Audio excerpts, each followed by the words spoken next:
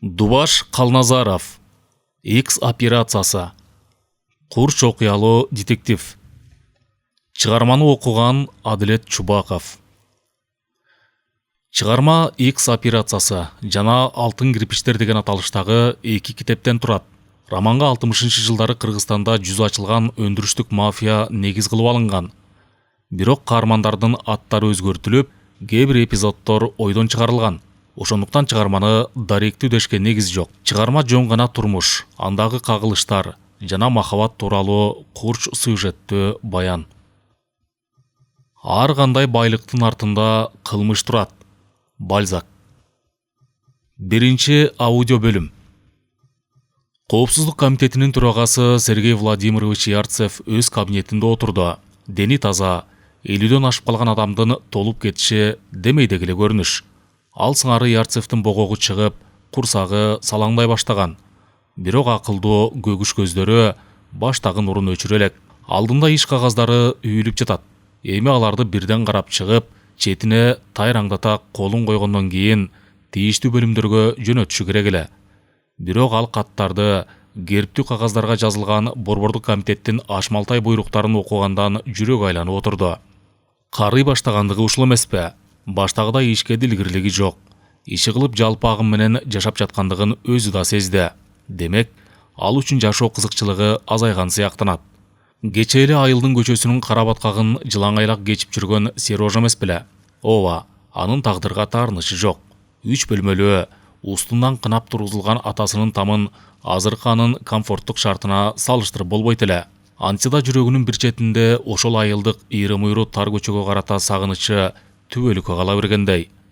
Ярцев 10-чуну бүткөнчө кайыңдын кабыгынан жасалган чарык кийип өстү. Анан армиянын катарына чакырылды. Анын ташы өргө кулай баштагандыгы ошол жерден башталат. Аз сүйлөп, көп уккан, аскердик тартипти кынтыксыз сактаган жокер командирлерге да жага турган. Анын акылдуу көгүш көздөрү маектешин ишенимге бөлөп, өзүнө тартып туруучу. Ярцевдин бактысына жараша ага ротадагы каптёрщиктик милдет туш келди. Башка жокерлердей 30 килограммдык жүктү көтөрүп тере агызбайт. Болгону кечкисин кайткан жокерлердин суу болгон чокойлорун кургатат. Бара-бара аскердик кийимдер сакталган кампада анын колуна өтө баштады. Эми анын кадыры дагы жогорулаган. Жадасы офицерлерден өйдө келип, эски кийимдерин алмашып берүүнү андан өтүнүшө турган. Аскердик милдеттин 3-жылы аяктап калганда, рота командири аны өзүнө чакырды. Мына Сережа, аскердик кызматыңды аяктап баратат, деди ал. Эми биз сени кармай албайбыз. Бирок менде сага карата бир сунушум бар. Сенин бизде иштеп калгың келеби? Старшиналык чин ыйгарылат, ротанын чарбачылыгын башкарасың. Кандай дейсиң? Биз да сага көнө түшкөн элек. Бирок мен... Ойлон, Сережа, мындай сунушка бардык эле жокерлер татыктуу эмес. Макул, айылга бардың дейле. Ал жерде арака күчүңдү чыгаргандан башка эмне кыласың? Анан 2-3 жыл өткөндөн кийин сакал өстүрүп, оромачылымды бурулдаткандан башкага жарабай каласың. Ал эми мында келечегиң бар. Айлыгың да жакшы. Ал эми кыздарды Кудай алсын. Аларың мундирди көрдүм дегиче желимдей жабышат. Кыскасы Ярцев калып калды. Жумушу жеңил. Жашоосу да көңүлдүү. Айрыкча кечкисин офицерлер анын кампасына чогулуп, арак менен картага кирише турган. Жердиги аяр Ярцев аларга аралашканы менен өзүн ооздуктай билүүчү. Ичкиликке анчалык сиңип кирбей, алган айлыгын сарамжалдуу пайдаланып, тирлик жактан өзүнө тыккан эле. Ошентип жүргөн күндөрдүн биринде ал Наталья менен таанышып калды. Көздөрү кусалуу караган татынакай кыз, батальондун саясий жактан жетекчиси Иван Алексеевич Вершагиндин кызы эле. Наталья Москвада Ломоносов атындагы университетте окуй турган. Эми каникулда атасы менен энесине учурашканы келип, Ярцев менен таанышып олтурат. Наталья аны сүйүп калды. Сүйгөндө да үзүлүп түшүп, жарыкта андан башка жигит жоктой берилип сүйдү. Полковник кайдагы бир сайда саны жок мужук менен кандашып кетүүдөн ат чабым алыс эле. Бирок аялдын жүрөгүнө түшүнүп болобу? Мобу кой көз шайтан кызынын башын мерип алды. Ал эми анын кызынан башка сүймөнчүлүккө салар эч кимиси жок. Арка канча полковник кызы менен Ярцевдин тоюн өткөрүүгө көнүп берди. Эми анын алдында кызыны каз келгенсип, күйөө баласынын келечегине да кам көрүү милдети турду. Сережа, деди күндөрдүн биринде ал. Эртеңки күндү ойлого силерге убакыт жетти го дейм. Наталья да окусун бүтүшү керек эле. Сен да аскер академиясына кирип окууга тийишсиң. Кандайча? Таң калды Ярцев. Же бир офицер болбосом, ал жагын бир жаңсылгыларбыз. Абышка академияда иштеп турганда бир адамдык күчү бардыр. Полковниктин атасы генерал-майор Вершагин академияда сабак берерин Ярцев ошондо билди. Ал кайнатасынын акылына көнүп берди. Кемпири небак казы болуп, 3 бөлмөлүү кең кесир квартирада жалгыз жашаган генерал небереси менен күйөө баласын кучагын жайып тосуп алды. Кийин Ярцевдин аскер академиясында окуп калышы да генерал аркылуу жүзөгө ашырылышы жашыруун эмес. Ал жакшы окуду. Маанайы пас, бирөөлөргө үн көтөрүп сүйлөбөгөн студент мугалимдерге да жага турган. Ярцевдин турмуштан алган 3 принциби бар эле. Бирөөнүн ишине кийлигишип жүзүн ачпоо, өзүн көргөзүп мактаныч кылбоо жана сыр жашыра билүү. Калганы күндөлүк байланышта өз ирети менен жүрө бермек. Ал бир гана курсташы Дерюгинден чочулай турган. Ичимдиксиз жүрө албаган, ар дайым чыр чатактын ичиндеги Дерюгин кандайдыр анын жан дүйнөсүн окуп жаткандай минтип калар эле. Окчу Ярцев, сен эмне үчүн мынчалык саксың я? Жөн эле чириген өлүк чыттанат. Ярцев андан обочолоп, ал турган жерге жолобой, өзүн алыс кармап жүрүшү. Кийин Дерюгинди такыр эле ичип кетиптир деп угуп калды. Ал өзүнүн мындай мүнөзү менен ичимдиктен башка жерден жай таба алмак эмес. Ал эми Ярцев академияны эң жакшы деген баалар менен бүтүрүп, улуу лейтенанттык чин алып чыкты. Аны жолдомо менен Ыракка чыгышка жиберишти. Натальянын боюнда бар, бирок ал эми буйруктан чыга албаган аскердик кызматкер эле. Ыракка чыгыштагы аскердик округта дагы Ярцев жакшы иштеди. Бул жашына төп келбеген токтоо, сүйлөгөн турганы орунду капитан, чогуу иштегендердин кимисине болбосун ишеним туудуруп турчу. Анын ташынын жогору кулашына ошол жылы өткөрүлгөн партиялык съезд өбөлгө түздү. Ярцев бир добуштан аскердик округтун атынан ага делегат болуп шайланды.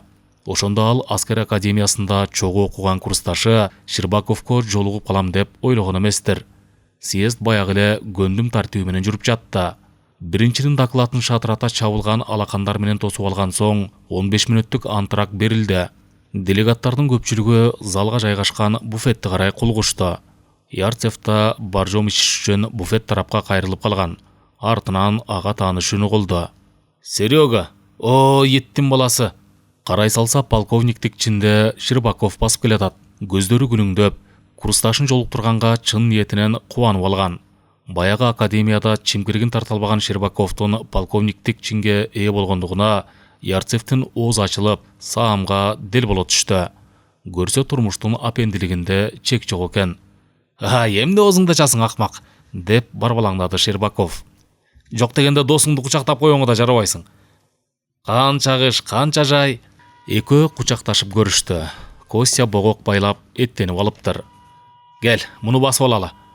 Колундагы коньягын көрсөттү Щербаков. Кечээки үлпөттүн уусу тарабай жаным кейип турат. Кана айтчы, дей кайда иштейсиң? Щербаковдун биринчинин күйөө баласы Коопсуздук комитетинде республикалар боюнча бөлүм башчысы экендигин Ярцев ошондо билди. Ыракка чыгышта эмне кылып жүрөсүң доңуз? Деп үтүрөңдөдү Щербаков. Мага көздөй ишенимдүү адамдар керек. Бияка кел. Сен үчүн менде ылайыктуу жумуш табылат. Ушинтип биринчинин күйөө баласы анын таасирдүү колдоочусу болуп калды. Ярцев 2 жылча анын алдында иштеди да, анан Кыргызстанга борбордук комитеттин атайын жолдомосу менен жиберилди. Баягы баткак кечкен Сережа эми министр. Керек болсо министрден да жогору. Ал мындайча алганда Москванын Кыргызстандагы кулагы эле. 2 айда бир жолу Кыргызстанда болуп жаткан саясий, экономикалык кырдаалдар тууралуу өзүнө гана белгилүү шифр менен Щербаковго кабарлап турчу. Ярцев дале болсо Ыракка чыгыштын атмосферасы менен жашап жүрүптүр. Анда орустар жергиликтүү калкты туз эмдер катары санашып, анчалык кадырлашпаган. Кезегинде жергиликтүүлөр да түркөйлүктөрүн көрсөтүшүп, орустардын алдында бөйпөңдөп турушчу. Бирок кыргыздарга андай мамиле кыла албастыгын Ярцев бат эле түшүндү. Орустарга баш ийип турганы менен кыргыздар өзүнө гана тийиштүү маданияты, үрп-адаты, саясий экономикалык өз алдынчалыгы бар калк экендигин моюнга алууга туура келди. Мына, кечээ биринчи аны өзүнө чакырыптыр. Үстүнө кирип барган Ярцев кандайдыр бир жагымсыз абал түзүлгөндүгүн терис аркылуу тойду. Биринчи адетинче ордунан тура калып кол берип учурашкан да жок. Же анын отуруусунда өтүнбөдү. Тек жапкак көздөрүн мисирейтип, кыйлага карап турду да үн катты. Сергей Владимирович, Сиздин партиянын алдындагы кызматыңызды жогору балайм. Ошондой болсо да ар бир мамлекеттик органдын өзүнө гана таандык функциясы бар. Мага келип түшкөн билдирүүлөргө караганда, сиз республикадагы кыймылдын бардык жагына киришип өткенсиз. Ярцев биринчиден мындай сөздү угууну күткөн эмес. Ошондуктан бирөө аны бетке муштап жибергендей саам туттугуп унчукпай калды. Анан жооп бериш үчүн оозун таптап баратканда биринчи кол жаңсап токтотуп койду. Кое туруңуз, Сергей Владимирович. Республикада сизден башка дагы партиянын кызыкчылыгын көздөгөн адамдар иштешет. Эгерде биз аларга ишенбесек, анда кимдер менен иш алып барышыбыз мүмкүн. Кептин төркүнү сизге жетти го дейм. Анда сиз бошсуз. Муздак карактер ирмелип койбойт. Көптү көргөн Ярцев бул жерде каршылык кылып бекер экендигин жакшы түшүндү. Шалдырай тартып тышты карай жөнөдү. Эшиктин туткасына колу тийип тийбей туруп, биринчинин үнү аны кайрадан токтотту. Сергей Владимирович, балким сиз жүктөлгөн жумуштун көлөмүнөн чарчап жүрбөңүз. Ал эми сиздин ден соолугуңуз бизге өтө кымбат. Инеңди гана урайын тузем. Деле кандай башкарууну үйрөнүп алган тура. Анын аркы сөзү ачыктан ачык эле кызматты бошот деген эмеспи? Ярцев шалдырай тартып тепкичтен араң түштү. Дагы көрө жатар. Москва аман турса, ал таяныштан куру эмес. Катардагы кызматкерден бетер ишинен жөндөн жөн эле кете койбос. Жак эттери түйүлдү. Кандайдыр өзүнө өзү ыраазы болбой, белгисиз кимгедир кыжынып баратты. Алдында окулуп бүтө элек бир эле кат калды. Ярцев да бир учуру келгенде карап көрүүнү ойлоп баратып, кайра айный түштү. Конвертте атайын шифр менен берилген бир барак кагаз бар эле. Кат Щербаковдон болчу. Ярцев шашпай шифрды жандырып кайрадан жазып чыкты да, көз жүгүрткөн соң кыйлага үндөбөй отуруп калды. Каттын мазмуну мындайча эле. Өтө жашыруун. Июндун 24-ндө Кара деңиздин Одессага жакын жеринде түрктөрдүн бир кемеси чөгүүгө мажбур болгон. Анын экипажын жана дагы мүлктөрдү сактап калууда советтик куралдуу күчтөрдүн матростору кыйла аракеттерди жасашкан. Бир кызыгы, мүлктөрдүн арасынан ак түлкүнүн терисинен тигилген аялдардын 10 даана тону табылган. Эч кандай этикеткасы жок. Бирок ички тигишин сөгүп көрүшкөндө тондорго штамп басылганы аныкталды. Штампта Кыргыз Республикасы Чолпон фабрикасы деп жазылган. Суроо туулат. Бул баалуу тондор түрктөрдүн кемесине кайдан келип түшкөн? Аларды кайдан жана кимдер жөнөтүштү? Иштин мына ушул жагын тез арада таап билүүнү Москванын коопсуздук комитети сизге милдеттендирет. Операция өтө жашыруун жүргүзүлүүгө тийиш. Азырынча бул тууралуу ички иштер бөлүмүнө билдирүү жагы максатка ылайыксыз. Щербаков. Ярцев огоботерден тунжурады. Каргыш алгырдыкы. Эми анын түйшүгүндө ушул эле тондор жетпей жаткандыр. Өтө жашыруун. Демек кеңешүү иретинде коллективге сала албайт экен. Жаңылык биринин болбосо биринин оозунан чыгып кетүүсү ыктымал. Ошондуктан бул ишти бир гана кызматкерге тапшырышы максатка ылайык окшойт. Бирок кимге? Негизги маселе ушунда жатат. Ярцев кол алдындагы кызматкерлерин бирден көз алдына өткөрүп кирди. Сердюков. Ал кызматтык милдетин тагалып жүргөнү менен икемдүүлүгү аз, чечкиндүү эмес. Аракетин өз учурунда жасабай кечеңдетип коюшу мүмкүн. Жок, Сердюков бул ишке жарабайт. Бакиров. Жөндөмдүү кызматкер. Бирок жалпы жободон карыш чыла албаган инсан. Өз алдынчалыгы жок көсө. Ал иштин көзүн ачса ачар, бирок акырына келгенде баардыгын бузуп салышы ыктымал. Натыйжада Бакировдун кандидатурасы да четке жылдырылды.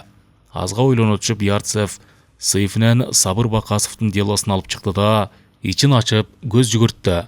Сабыр Бакасов 26 жашта, бойдок, эжеси менен жашайт.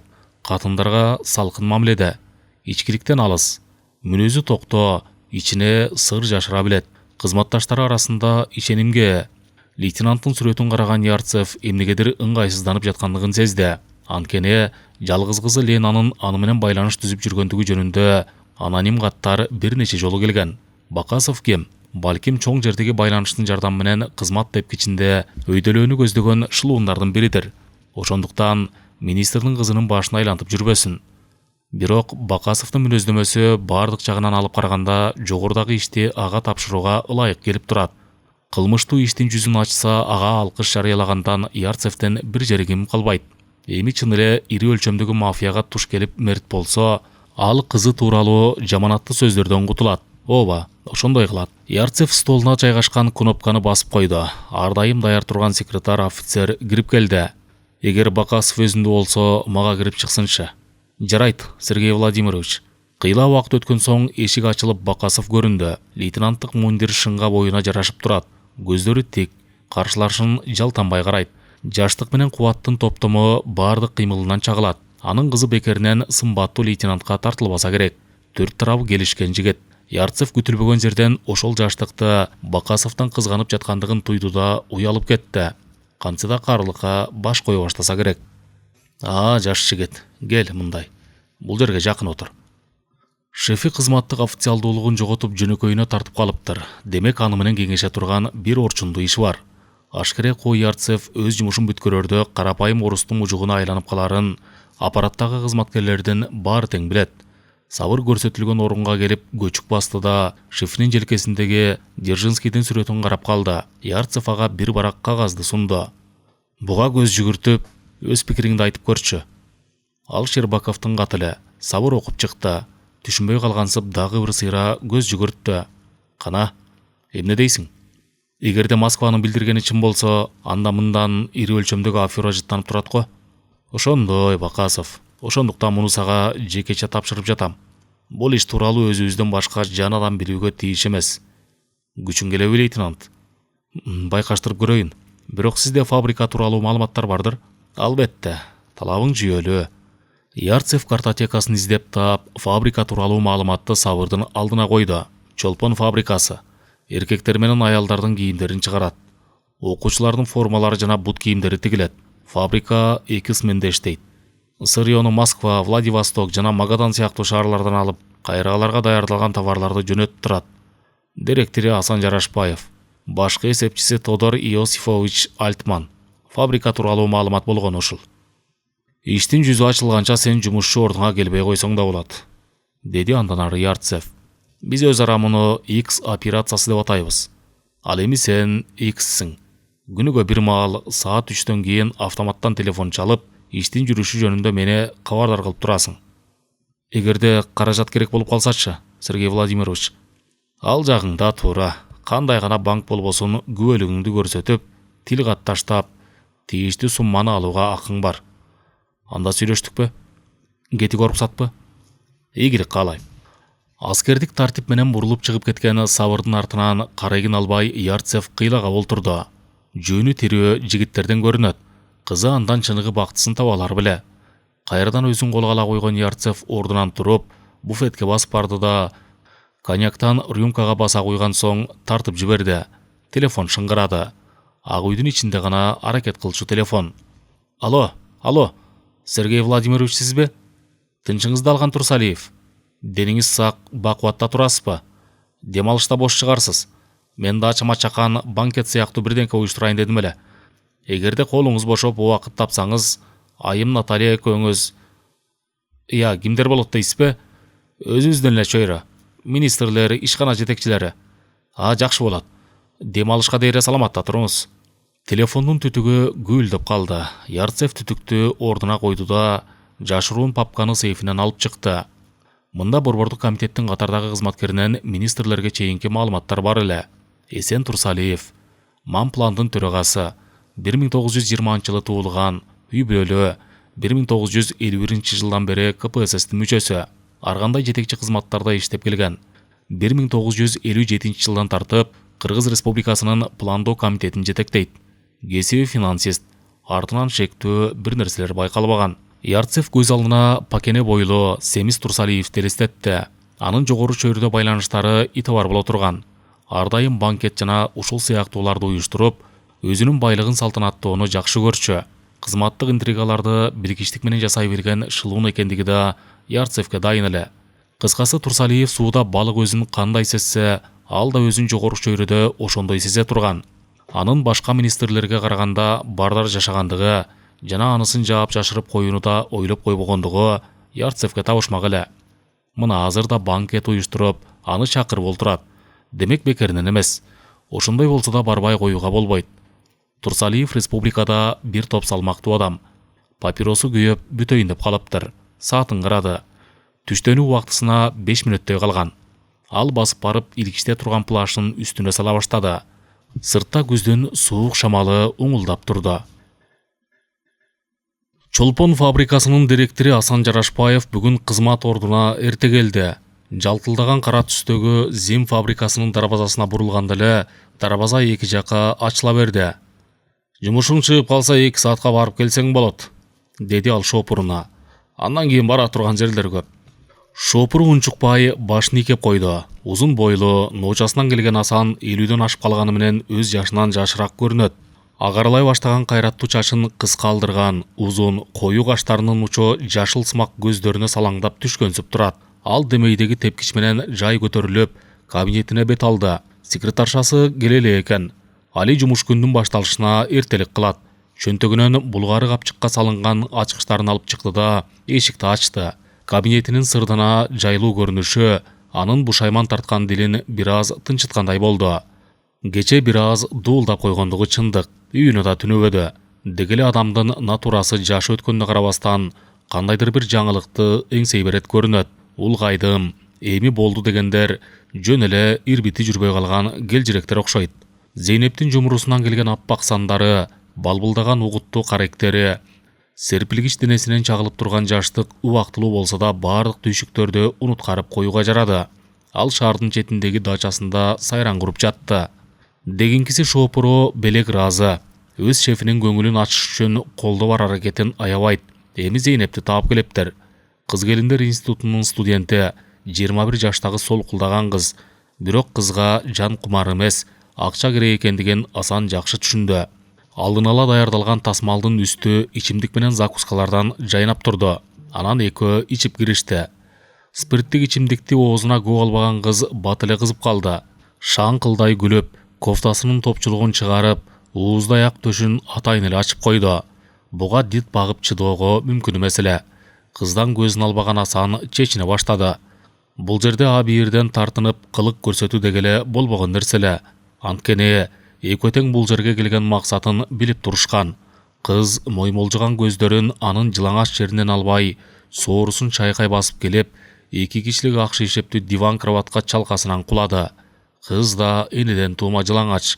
Бышкан алмадай чытыраган ширелүү эмчектери түнкү шамдын күңүрт кызгылт жарыгында ого өтер көркүнө чыгып делебе козгойт.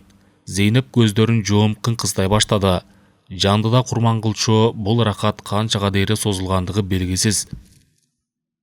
Айтор Асан өзүнүн турмуштагы беделин саам унутуп салып, катардагы көчө адамына айланып калды. Балким кыз 50дөн ашып калган эркекти анчалык жан кумарым жазат деп ойлобосо керек. Бирок катнаштан соң жарпы жазыла түштү. Асандан уялып койбостон колдорун шалдайта бош таштап, бөлмөнүн төбөсүн карап жата берди. Асан үчүн бул көрүнүш бир укмуш эле. Аял менен эркектин жакындашуусундагы түгөнбөс сезимдин чагылышы катары кемчилиги жок ооз дене көз алдында жатты. Ал көптөгөн аялдардын төшөгүн тепсеп көрсө да Зейнептен аздануусу сейрек эле. Кумар козгогон жаш дененин таасиринен алеп желептенген Асан кызды кайрадан буйдалап, ал кымынан аймалап кирди. Кайрадан кыңкыстоо, кайрадан балыктай туйлаган жаш дене жашоо кызыкчылыгын өзүнө камтыгандай көздөрүн тумандатып жиберди. Асан тирүүлүгүнө чалкып, жашоо кереметин жаңы гана сезгендей Зейнептин гүлдөй эрдинен узакка сорду. Эртең менен бир бокалдан кофе ичип олтурушту. Зейнептин сорулуп шалпая түшкөн эринин уяң күлкү аралап, ботонукундай көздөрү кылыя карайт. Уятыңыз жок экен, деди кыз акырын ооз учунан. Бирок сизге ыраазымын. Эркектик кубатыңыз али жана эле экен. Кыз болбосоң кое кал.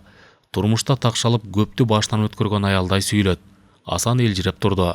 Кызынанда кичүү бул периште анын калган өмүрүнө туш болгон бактысындай тоюлду. Ал чөнтөгүнөн 500 сом алып чыкты да кызга сунду. Сен жаман алба, Зейнеш, деп коштоду артынан. Студенттик турмуш башымдан өткөн. Муну майда чүйдө керегиңе жаратыптыр. Жума сайын 6-күнү ушул жерден жолугушуп жүрөлү. Күзөтчүгө дайындап коем. Ачкычта анда сакталат. Зейнеп кымырынып кысынбай эле акчаны алды да кол сумкесине салган соң аста унчукту. Сиз мени көчөдөн көрүп калсаңыз таанымаксан болуңуз. Сөз чыгып кетпесин. Мен сизге тоскоолу тийбесин деп гана айтып жатам. Ал эми 6-күндөрү макул, келип турайын. Кыз Асандын мойнуна колдорун арта берип, ооздунан өптү да тышты карай жөнөдү. Жеткирип коеюн. Жок, кереги жок, өзүм эле кетем. Эшик ачылып жабылды. Бөлмөнүн ичи күңүрт тарткансып, Асандын эмелеки өрөпкүгөн көңүлү чөгө түштү. Тыштан тарпылдап баскан кадамдардын дабышы угула баштады. Демек саат 9 болуп калса керек. Кызматкерлер жумушчу убактысына механизмде эле көнүп калышкан. Жумушка ашык кеми жок туп-туура саат 9-да келишет. Асандын башы чатырап ооруп турат. 100 грамм коньяк менен башын жазып алса туура келмек. Бирок антүүгө мүмкүн эмес. Анын кабыл алуусун канчалары күтүп турбайт дейсиң. Ал чөнтөгүнөн кутуча алып чыгып, стаканга суудан толтурду да аналыгинден экине уда басты. Телефон шыңгырады. Алло, угуп жатам. Асансыңбы? Эмне үчүн үйгө келген жоксуң? Же айтып кетпейсиңби?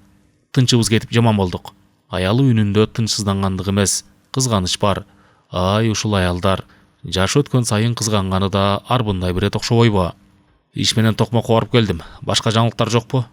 Жок. Кечинде үйдө болосуңбу? Анан каяка бармак элем. Асан телефондун түтүгүн ордуна коюп, кнопканы басты. Секретарь келин кирип келди. Узун чачы желкесине жарашыктуу түйүлөп, кыска мини юбка толук сандарын чыптап турат. Мындан улам Зейнептин ууз денесин элестете түшкөн Асан бир нокотту телмиретиктеп калды.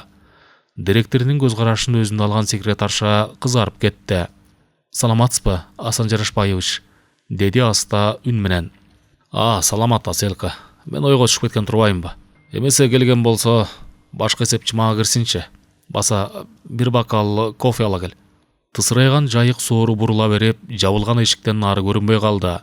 Арадан анчалык убакыт өткөн жок. Алтындай жалтылдаган кол табакка бир бокал бууланган кофени койгон келин кайра кирди. Башка эсепчини чакырдыңбы? Ооба. Асан кофени алып жатып, келиндин толук манжалары аста калтырап жаткандыгын байкады. Толукшуган жакшынакай келин. Аселка, деди Асан. Менде иштегениңе 2-жылдын жүзү болуп баратат. Деги мерез экенмин. Сенин турмуш абалың тууралуу сурап да билбепмин. Жолдошуң барбы? Бар, бирок. Келин мукактана түштү. Эмне, чырлашып жүрөсүңөрбү? Ооба. Академияда иштейт. Кийинки күндөрү бирибизди бирибиз түшүнбөй баратабыз. Ушундай экен да. Кайда болсо түшүнүшпө. Балким коом өзгөргөндөр, ошого жараша адамдар башкача боло баштагандыр. Түшүнүп болбойт. Мына менде 1000ден ашуун жумушчу кызматчы бар. Араздашып келгендерден күнүгө кур эмесмин. Асел, садагасы. Бир нерседен кыйналсаң, уялбай эле мага кайрылып тур. Колдон келген жардамымды бере алам. Рахмат, агай. Асан секретаршасынын артынан узакка карап турду. Түзүк келин көрүнөт. Мурдадан байкоо салбаганын карасаң. Анын оюн машинканын чакылдагы коштоп кетти. Кыязы Асел олтуруп иштей баштады көрүнөт. Саамга тынчтык өкүм сүрөп, Асан алдындагы кагаздарды аралаштырып жатты. Эшик ачылып, жыла баскан башкы эсепчи Тодор Иосович Альтман көрүндү. Саламатсызбы, Асан Жарашбаевич? Саламат, келиңиз, олтуруңуз. Жүзү катындардыкындай жылмакай, жаткыра тараган чачы майлангандай капкара, ант ичкендей кубарган эсепчисин Асан саамга карап турду. Коңкойгон мурдуна кондурган алтын алкактуу көз айнек Альтманды эсепчиге эмес, окумуштууга көбүрөөк окшотуп турат. Бою шыңга, жашы 40тан өтүп калган. Өзгөчө кууш шайгышкан түлкүнүкүндөй көздөрү куулана жымыңдап, жагымсыз көрүнөт. Асан башын кагаздардан көтөрө берип, эсепчиден сурады. Кана, иш планды бекиттирип келдиңизби? Альтман кандайдыр буйдала түштү. Көз айнегин колуна алып, кол жолугу менен жакшылап сүрткөн соң, кайра ордуна кондуруп койду. Бекитерин план бекитеттечи, бирок, эмне бирок, дагы бир жери кемчил тартып калдыбы? Коллективдин жалпы чогулушунда талкууланып жактырылды. Дагы эмне керек экен? Туура, Асан Жарышбаевич, бардыгы туура. Антпесе мындай иш болуп турат. Аны сизге айтуудан дабай турам. Бул иш деле эмес. Жон гана планга өзгөртүү киргизүү боюнча анча-мынча сунуш. Ал эмне деген сунуш, айта бериңиз. Карап көрүңүзчү. Кечээ мен пландын төрагасынын орун басары Выговскийде болдум. Ал биздин иш планды карап көрдү да Турсалиевдин үстүнө кирип кетти. Көпкө кармалды. Мен да күтө бергенден тажап, кабыл алуу бөлмөсүнө баш баксам, Выговский чыгып келатыптыр. Ал мени колтуктай берип, кабинетине кайра келди да мага бир сунушту жайма-жай түшүндүрө баштады. Мен көпкө дейрөйүндөбөй, өз акылымда таразалап угуп олтурдум. Анан анын сунушу зор иш экендигине көзүм жетти. Ооба, зор иш, байлык, бизнес. Ал эмне болгон сунуш экен? Балким сиз Выговский же Турсалиевдин өзүнөн угуп жүрмөңүз. Мен анчалык тобокелчиликке дабай турам. Выговский мени директоруң менен кеңешип, бир пикирге келген соң кайра кел деди эле. Сиз ошол сунуштун маани жайын билесизби? Ооба. Анда ачык эле айта бербейсизби? Эгерде акылга сыярлык болсо. Асан Жарашбаевич, акылга сыярлык дейсиз да. Бул байлык, акча. Асандын чыдамы кете түштү. Же эсепчисине бир нерсе дарыган, же чын эле кандайдыр бир зор иштин жытын сезип турат. Иштин көзүн айтыңызчы, мени кыйнабай, Альтман. Эсепчинин бою кичирейип, өңү кубара түштү. Узун ичке манжалары менен желки чачынын бир тобун кармалап, өйдө тартып койду. Анын дайыма толкунланганда ушинтерин Асан биле турган. Выговскийдин сунушу эмесе мындай. Биздин фабрика 3 сменде иштейт эмеспи? Ал эми биз анын сунушу боюнча 2 смен кылышыбыз керек экен. Асандын ооз ачылып калды. Бул жөөт эмне деп турат? Жо, эсепчиси бүгүн соо эмес. Же нашадан катыра баскан, болбосо сайынган. Ансыз мындай макулук башында мээси бар кишиден чыкмак эмес. Сиз эмне деп турасыз? Бир смендин жумушчуларын эмне кыскартабызбы? Кандай эмес. Жумушчулардын фабриканын планы менен иштери эмне? Өз жумуштарын аткарып, айлыктарын алып турушса болду да. Андан ары мамлекетке пландагы смендин чыгарган продукциясы гана тапшырылат. Ал эми 3-чү смендикичи. Ал сиз, Турсалиев, Выговский жана менин менчигим айланат. 3-чү смена чыгарган продукцияны биз чет өлкөгө валютага сата алабыз. Ал эми байлыгыбыз топтолгончо фабриканын резервдеги каражатынан пайдаланып турабыз. Асандын далысы чыпылдап чыкты. Бул жакшылап ойлоно турган иш экен. Бирок кассаны кандайча жайгаштырышат? Макул, ошондой эле болсун дейли. Ал эми кассалык отчетторду кандай кылабыз? Альтман жеңилдей түштү. Ал шефинен чочулап турган, кыйкырып өкүрөп, жумушунан айдап чыгабы деп корккон. Демек сөзүнүн кыязына караганда аны менен ачык эле сүйлөшсө болчудай. Асан да акмак эмес. Жууруп түшүп жаткан байлыкты четке акмак беле. Ал жагы оңой эле. Асан Жарашбаевич, биз жумушчу кызматчылардын санынын өсүшүнө шылтоолоп, дагы бир эсептик штат ачабыз. Ал 3-чү смендин кириш чыгышын тейлейт.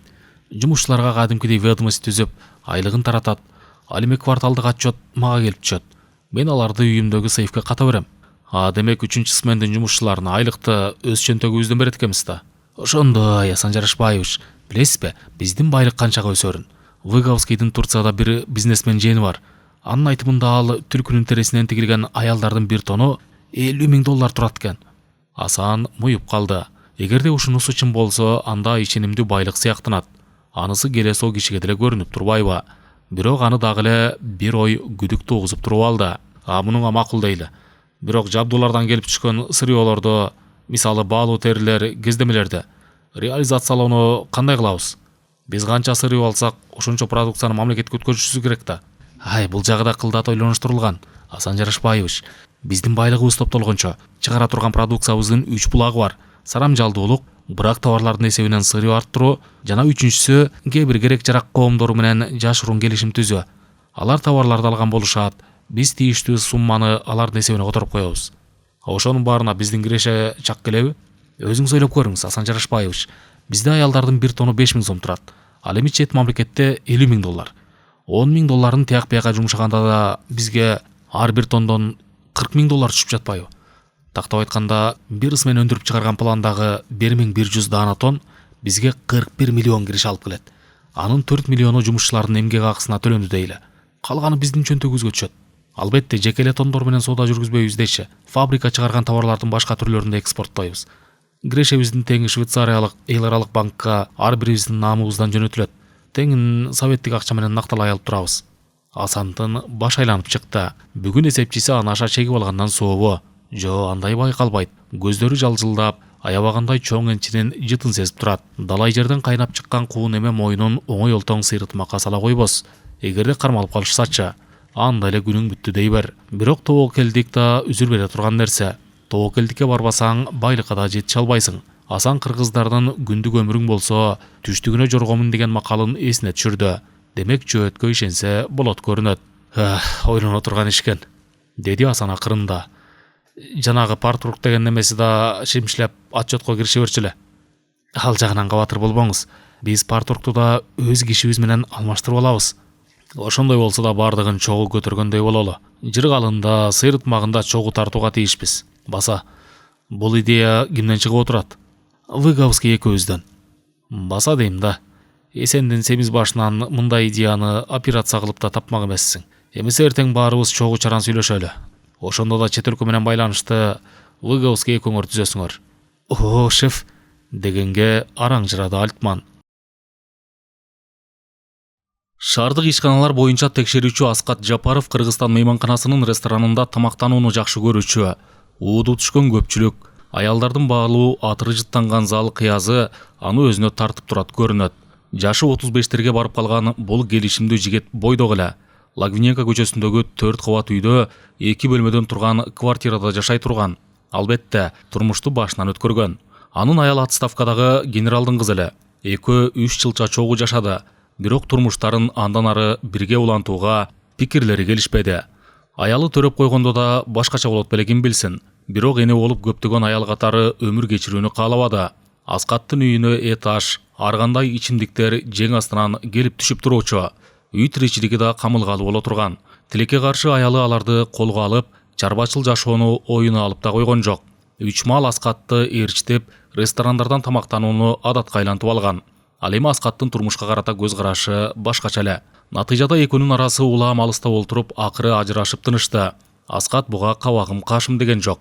Ал эми сымбаты келишкен, жакшы кызматтагы жигитке кандай кыз болбосун колун сунмак. Бирок ал кайра да үйлөнүүнү ойлоп койбоду. Бойдокчулук өзүнчө бир кызык өмүр экен. Жаштык кумарын кандыруу бир эле аял менен чектелип калбаса керек. Ал 2 бөлмөлүү жакшы жасалган квартирасына таанышкан кызыбы, келиниби алып келип жүрдү. Бойдокчулуктан пайдаланып бир аз дооран сүрүп алууга эмне үчүн болбосун. Ал эми үйлөнүүгө дагы эле болсо кеч эмес. Аскат ак тасмал салынган столго олтура берип, саатын карады. 11ден өтүп калыптыр. Аны жакшы тааныган официантка сары чачтарын силкилтете жанына келди. Саламатсызбы, Аскат Жапарович, эмне каалайсыз? Саламатчылык, Рита. Күнүгө сулуу тартышты талайыңа жазса керек. Мага шамшыметкидей бирденке бер. Жөн эле ачкаман өзөгүм үзө тартып турат. Рита кылыктана жылмайып койду. Кыязы мындай комплиментти угуп көнүп калса керек. Аскаттын мактоосуна серпилип да койбоду. Жаңы бышкан шницель бар. Же курдактанбы? Мейли. Өзүңө жакканынан алып келе бер. Иши кылып курсак кампайгандай болсун.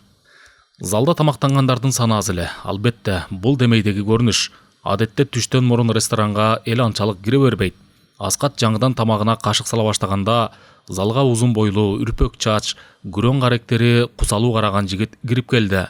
Салам. Ишканалардын куучусунун жанынан мендей бечара жазмакерге орун табылар бекен?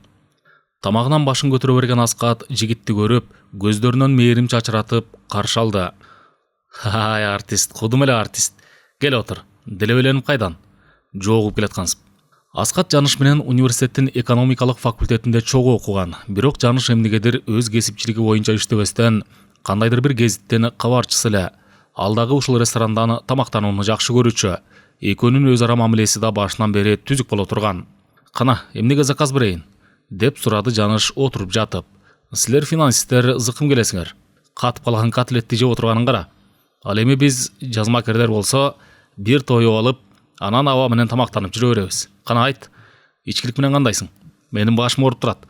Кече бир аз сайрандап коюп турбуз. Жөн эле өлгөн турам. Аскат башын чайкады. Дегеле түштөн мурун ичимдик ичүү анын турмушунда сейрек кездешчү. Койсоңчу, кузгун саардан ичимдик ичип. Жаныш боолугуп турган дилин кимгедир төгүүгө себеп таппай турса керек. Аскаттын каршы болушу менен чарт жарылды. Ай, силер финансисттер, деп күпүлдөп кирди ал. Эсептин тажатма туткунунан чыга албай жүрүп, жан дүйнөңөр эртеле карып калат. Натыйжада 30дан ашып ашпай, курсак байлап семирип кетесиңер. Силерди чынжырлап кармап турган адат деген түшүнүк бар. Андан четке чыга албайсыңар. Маектеги бир аз эле жаңылык жүрөгүңөрдү түшүрүп салат. Деги эле өмүр деген эмне? Силер аны курсагыңарды тойгузуп, сойкулардын кучагында жаткандан көрөсүңөр. Ал эми өмүр көз ирмем закым экендиги менен жумушуңар жок. Фарс акыны Омар Хаям мынткен экен. Жаныш ордунан тура калып, залда олтургандардан жазганып да койбой, колдорун кызуулана шилтегилеп, декламация айтып кирди. Мейлиң 1 жыл, мейлиң 100 жыл жашагын. Белгилүүгө жер алдында жатарың. Падыша бол, кайырчы бол баары бир. Өлүм үчүн бирдей сенин катарың.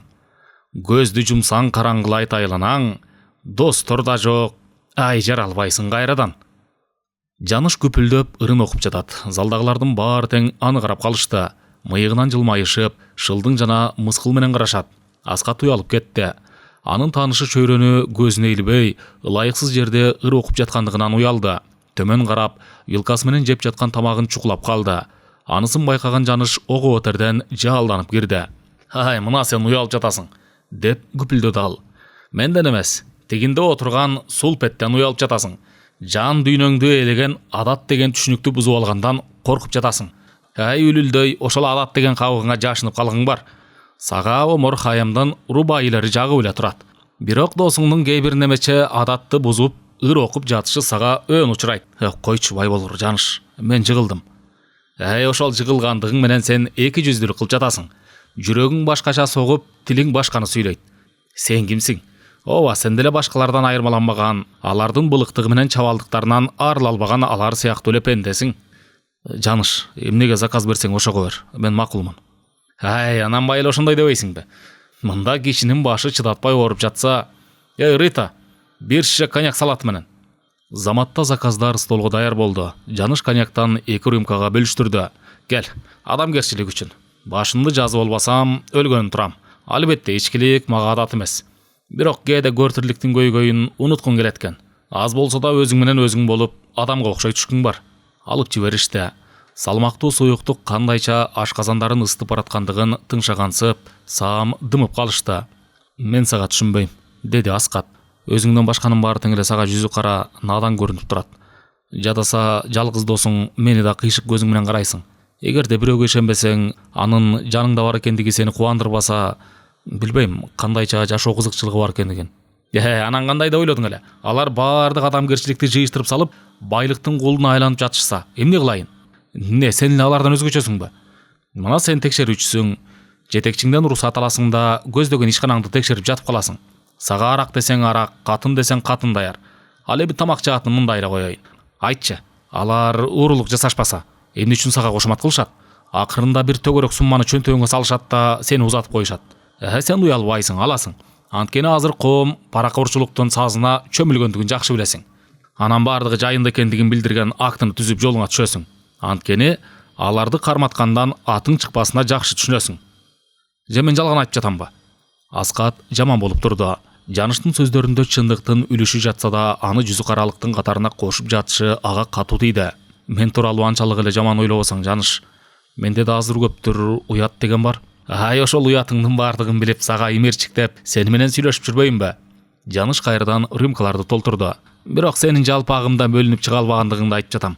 Сен да билесиң, кимге тишиң өтүп, жыга чаба ала тургандыгыңды. Текшерүүдөн мурда тактап аласың.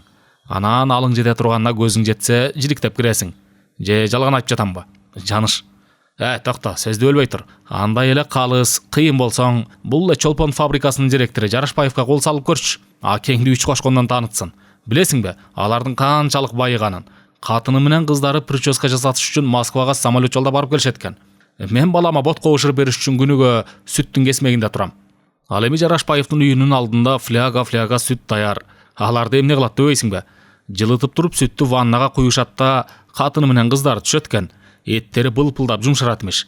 Энең дурайындын жадаса, сасыган жерде сүт чыттанып калат дейт. Делбеленген Жаныш чылымдан бирди тутантып, кере сорду. Субагай манжалары калч этип, анын жан дүйнөсү канчалык бушайманга түшүп жаткандыгын билдирип турду. Аскатты күрөң каректер менен тигиле карады да кайрадан булуга унчукту. Демек, Жарашбаев ошончо байлыкты каяктан таптыр? Алган айлыгы аны анчалык көптүргө жетпесе керек. Өткөндө ал кызынын 10 жылдыкты бүткөндүгүн белгилейт. Ой, кандай таттуулар келип түшкөндүгүн уксаң, аргасыз колуңду жаясың. Алтын, күмүш жасалгалардан башка 2 Волга машинесинин ачкычы белекке берилиптир. Ошонун баарын еврейлер алып келишкен. Айтчы, Аскат, качантан бери еврейлер менен кыргыздар туугандашып калышкан? Жок, бул жерде кандайдыр бир чоң афера бар. Болгондо да билинбеген, эч кимдин алы жетпеген өндүрүштүк афера. Коньякты ичип бүтүшкөн соң эсептешип сыртка чыгышты. Дир жел согот. Көчөдө машиналар каршы-терши зуулдайт. Аллеяда агылышкан көпчүлүктөн башадашат. Жаныш желге серпиле берген чачтарын сылай берип, бет алдын кубанычтуу карап турду. Кантсе да жарыкчылыктын бардыгы кандай керемет, деди да, мен кээде айланыма карап туруп, өмүрдүн кызыкчылыгына тойбогонсуп кетем. Бардык мүдөлөр, байлык, мансап жана башка пендечилик кызыкчылыктар жаратылыштын алдында бир болбогон убара сыңары. Эми сен кайда барасың? Жакшы фильм болсо көрүп чыкпайлыбы? Жок, жумуштарым бар. Аскат бурулуп жөнөдү. Жаныш менен коштошкон да жок. Кандайдыр бир ыза жүрөгүнүн башынан кетпей, статты карай бет алды. Ал жерде иштеген көздөй кишиси бар эле. Эгерде өндүрүштө кандайдыр бир туура эместик орун алса, келип түшкөн сырьё менен чыгарылган продукциянын ортосундагы ажырым ор коюп чыгып калчу. Ушунун өзү текшерүүнүн бирден бир себеби катары кызмат кылып бере турган. Ал Жарашбаев жана анын башкы эсепчиси Альтман тууралуу каңшаар сөздөрдү көп эле угуп жүрчү. Бирок бирөөнүн тың оокат кылганын ким эле бейгам көтөрө алсын. Ошондуктан ал ушак айыңдарды ич күйдүрүктөн деп эсептеген. Эми Жаныштын сөздөрү ага катуу тийди. Досу аны күнөөлөп жатпаса да, атайын эле бетке айткандай туюм пайда болду. Жарашбаевке тийишип көрчү. Акеңди 3 кошкондон таанытсын. Сөз түркүнө оор эле. Күзгү пальтосунун жакасын көтөрө берген Аскат алда кимдир бирөөлөргө кыжынуусу күчөп, статты карай тез-тез басып жөнөдү. Асан дымейдегисинде эле жумушуна эрте келди. Дарбазаны кечигип ачкан Макарычты ашата сөккөн соң машинеден чыгып, тепкич менен жогору көтөрүлдү. Зейнептин али кетелектиги ага белгилүү. Кабинеттин дубал сааты чык-чык үн чыгарат. Кандайдыр бир жерде магнитофондон ритмдүү музыка ойноп жатат. Тепиштин кампасында болуш керек, деп ойлоду Асан. Андан башка ким эрте келмегиле. Терезеге басып барды да тышка көз чаптырды. Каршы терши өткөн машинелердин саны көбөйүп, шаардын көчөсү ойгоно баштаган. Жашоо уланып жатат. Ал чексиз. Ошол чексиздик кандайдыр сүр көрсөтүп, аны эрөөлгө чакырып жаткансайт. Анын турмушка же тагдырга таарынычы барбы? Албетте жок. Анын рызкысына ким да болсо ичи тарып кызганыч жаратмак. Партиянын жардамы менен каалагандай жашады. Байлыктан да, мансаптан да четте калган жок. Андан башка эмне керек бир өмүргө? Ооба, кантса да бир нерсе керек окшойт. Бирок эмне? Акылы жетпеди. Иши кылып ошонун өзү адамдын байлык менен өмүргө тойбостугу чыгар. Баягы Альтман менен Выговскийдин аферасы чын эле аларга аз эмес байлык алып келди. Бирок Асан кандайдыр бир каганат алдыбы? Кандайдыр ал жагын билбейт экен. Өткөн 3 жылдын ичинде фабриканын кириш-чыгышын текшерген мамлекеттик сылаан короздордон болбоду. Асан өзү хан, өзү бей, кандай маселе болбосун ансыз чечилбейт. Кыскасы ал ишкананын жеке бийлөөчүсү катары жашады. Жаштан өткөн тапта Зейнепти да өзүнө секретарша кылып алган. Анан эле эмнеге акыркы күндөрү тынчы кете баштады. Ооба, ал кылмышкер. Ал эми кылмышкердин тынч алып эркин жатышы чанда көрүнөт. Мына 3 күндөн бери кайдагы Жапаров деген неме фабриканын кириш-чыгышын казып жатат. Казган сайын аферанын жүзү ачылып калуу коркунучу аларды кекиртиктен алды. Асан улутунуп койду. Кайра ордуна олтурду да иш кагаздарына үңүлдү. Эшик жай ачылып, Альтман кирди. Өңдөн кетип калган. Жүнүн жулган короздой мойну ичкире түшкөн. Каргыш алгыр. Бир бороондукта дарамети жок турбайбы? Адамдын ким экендиги ушуга окшогон кыйынчылыкта билинет. Чыныгы адам Альтманча үлдүрөп калбастан, кайра ошол кыйынчылыктан бүлөнөт. Энеңди гана урайын жөөт, акчанын артынан кубалап жүрүп, ушунун ичинен чыкмак. Асан аны жактырбай, жаман көз менен карап турду. Дегеле пенделиктин мүдөөсүнө түшүнө бербей сурады. Сүйлө Тодор, иштериң кандай?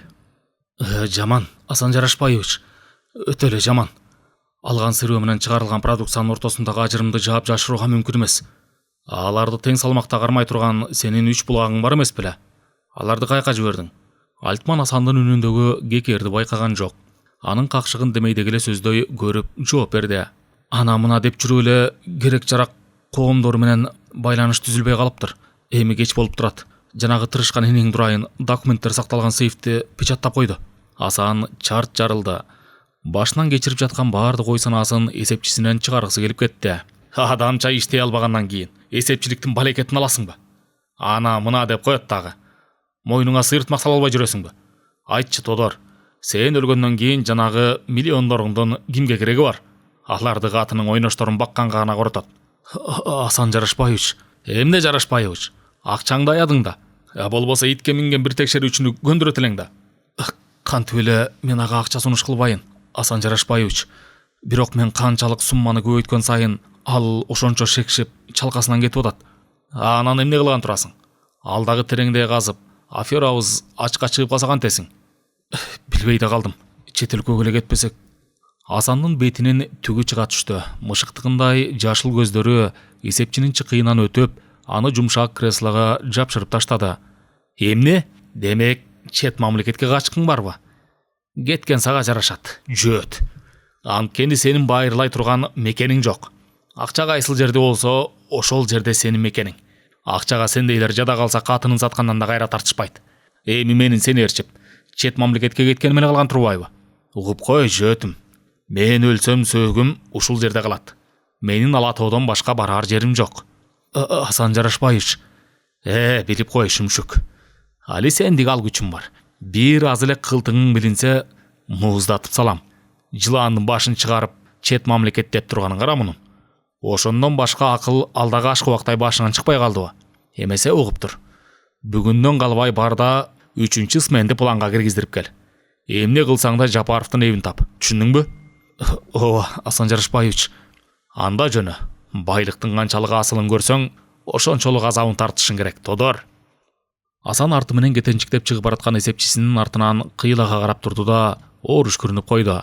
Эмне кылыш керек? Шериктештери моюндарына сыйыртмак түшөрү менен иштери жок тайраңдап жүрүшөт. Эсен банкеттер менен алышып, семиз көчүгүнө дагы эт кошууда. Акмак, жанагы кургак учук менен ооругансыган арык катынын жибекке орогону менен аял сыягы жок экендигин эмдигиче билбейт.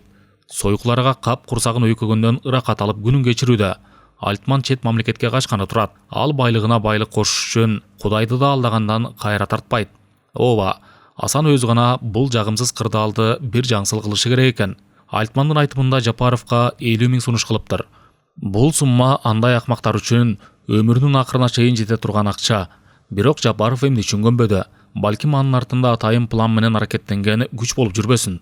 Демек андай болгондо эмдигиче фабриканы фронталдык түрдө жиликтеп киришмек. Ошондуктан Жапаров жон гана өзүнө өзү бекем ишенген, коммунисттик идеологияны бекем сактаган фанатиктерден көрүнөт. Партиянын ашмалтайы чыккан идеясы жедеп канына сиңип, келечектеги белгисиз коммунизм үчүн жанын да аябай калган акмактардан окшойт. Ооба, кандайдыр бир идеяга сугарылган адамды жолунан чыгарыш кыйын. Аларды байлыкта, мансапта кызыктырбайт.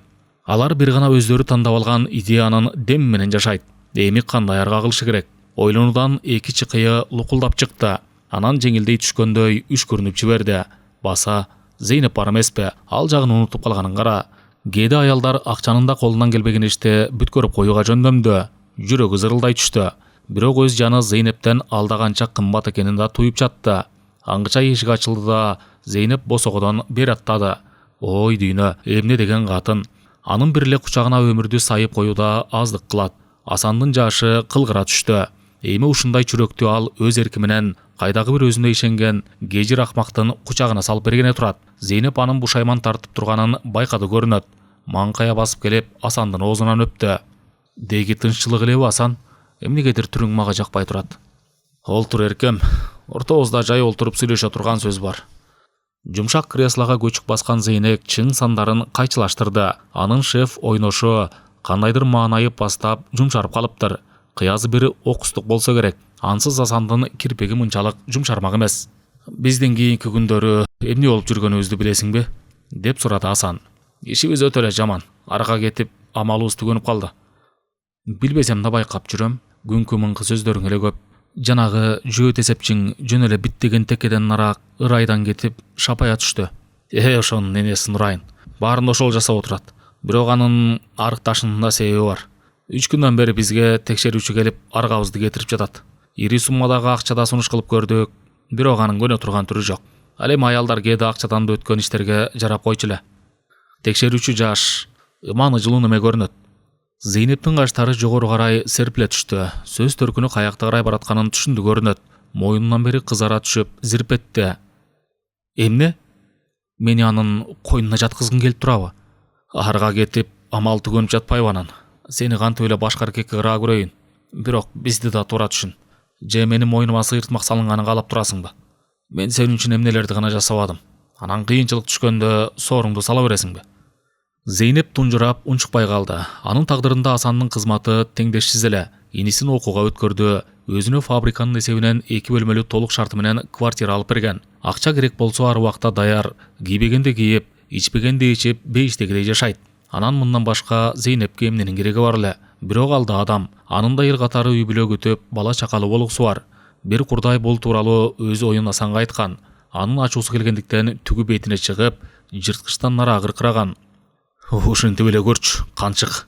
Мууздап салам. Сен качан көзүм өткөндө менден ажырайсың. Эми аны башка эркектин койнуна өз эрки менен салып бергиси келип турат. Демек, Чын эле Асандын аргасы кетип калса керек. Эмне кылышым керек? Үлдүрөй сурады Зейнеп. Кудай көрүп тургандыр. Сени менен байланышканы ала жипти аттабадым. Көзүңө чөп салбадым. Анан кандай кыл дейсиң? Күйүп кетти Асан. Мен эле ошону каалап турмунбу? Сенин аракетиң мендеги акыркы аркы болуп жатпайбы? Аны өзүңө эмер да биздин ишке кийлигишпөсүн көндүр. Эгер агада болбосо аны жок кыласың. Жок кылган эмнеси Асан? Ага уу бересиң. Ооба ошентесиң. Эми биз бир жип менен байланган болобуз. Белек аны дайыма саат 1 чендерде Кыргызстан мейманканасына жеткирип турат. Кыязы Жапаров ошол жерден түштөн өткөрүнөт. Сен аларга капысынан жолуккандай бол. Андан ары кантип таанышаарды менден жакшы билесиң. Белекке да жакшылап түшүндүрөм дечи. Эмне жымыңдайсың канчык? Жанды карала кылба.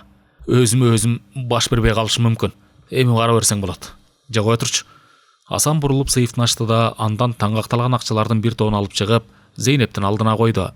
Мында 15 000, деди да анан сен дагы эмне үчүн аракеттенип жаткандыгыңды билгендей бол. Зейнеп акчаларды анда жаткан гезитке ороду. Анан сыртка чыгып баратып бурула калды да Асандын жанынга шайта кылыя карады. Текшерүүчүнү жаш дедиңби Асан? Элестетип көрчү. Ээн бөлүмү кең салынган төшөк. Анын мойнуна билегимди арта салып оозунан сором. Анан Асан безге сайгандай колдорун калчылдатып айкырып жиберди. Жогол, көзүмө көрүнбөй канчык.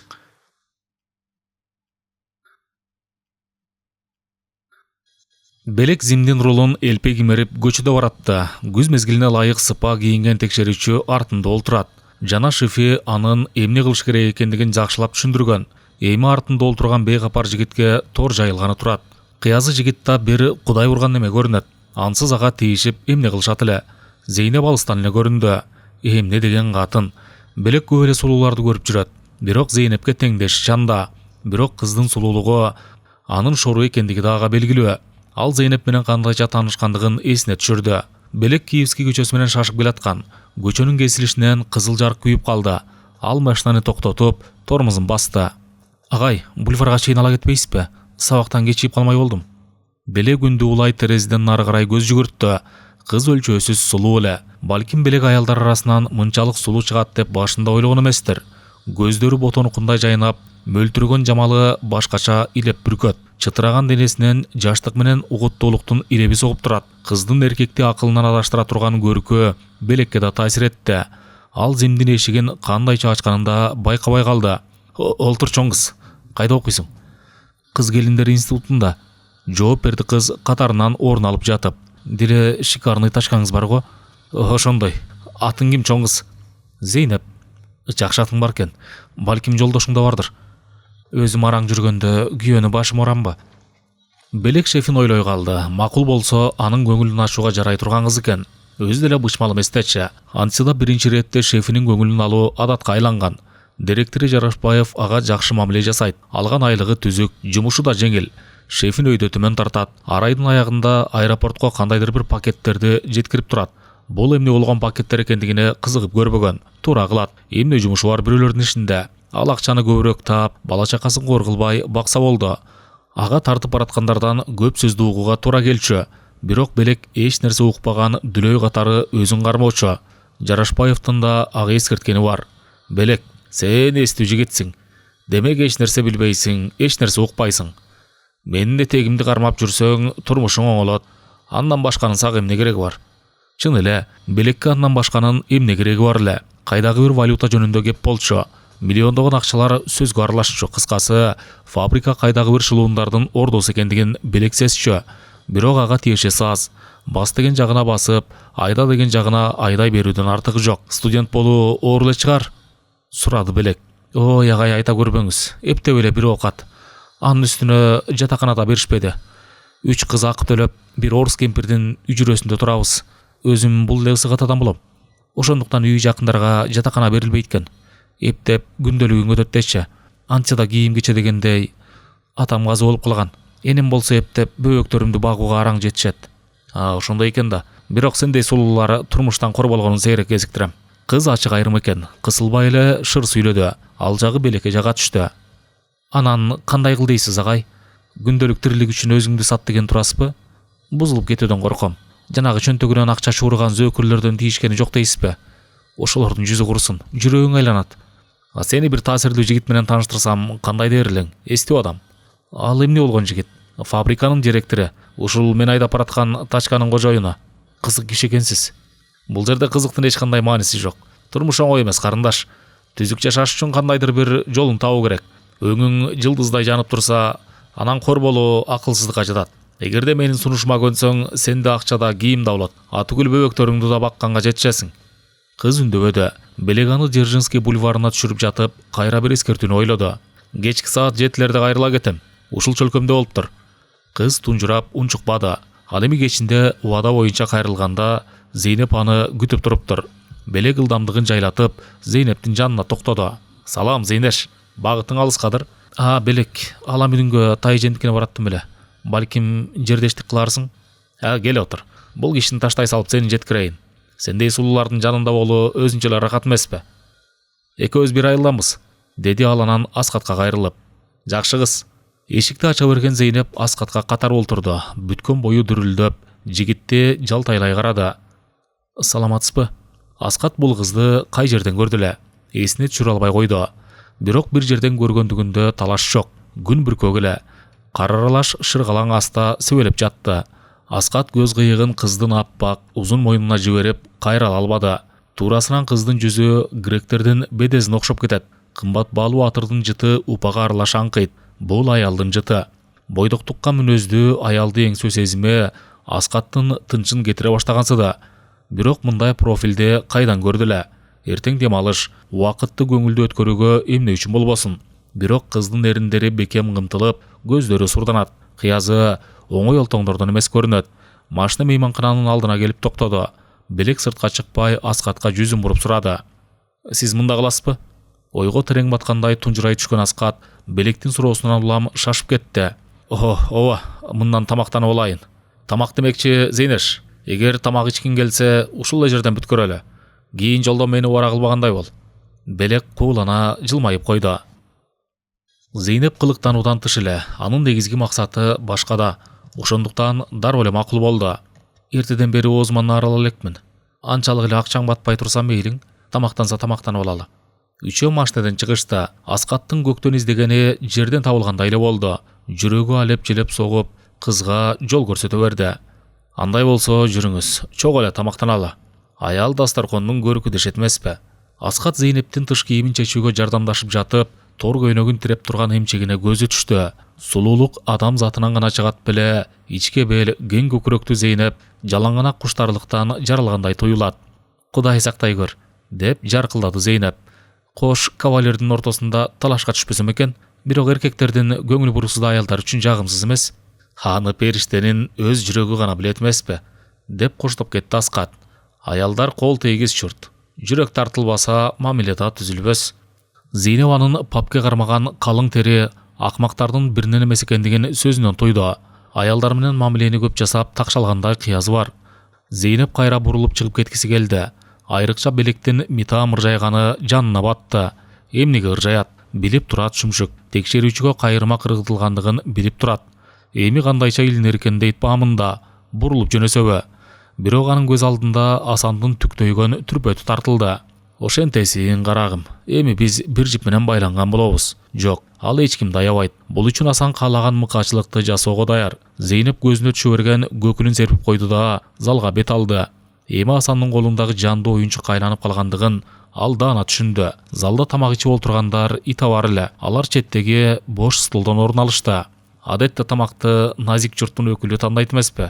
Деди Аскат, жайланышып отурушкан соң. Атыңызды да билбейт экенмин. Тартынбай тандай бериңиз. Баса, деп шашып кетти Белек. Силерди тааныштырбай эле маектештире берген турбаймынбы? Шопурдун иши шопур. Маданияттан чоңураак турабыз. Эмесе уруксат кылсаңыздар.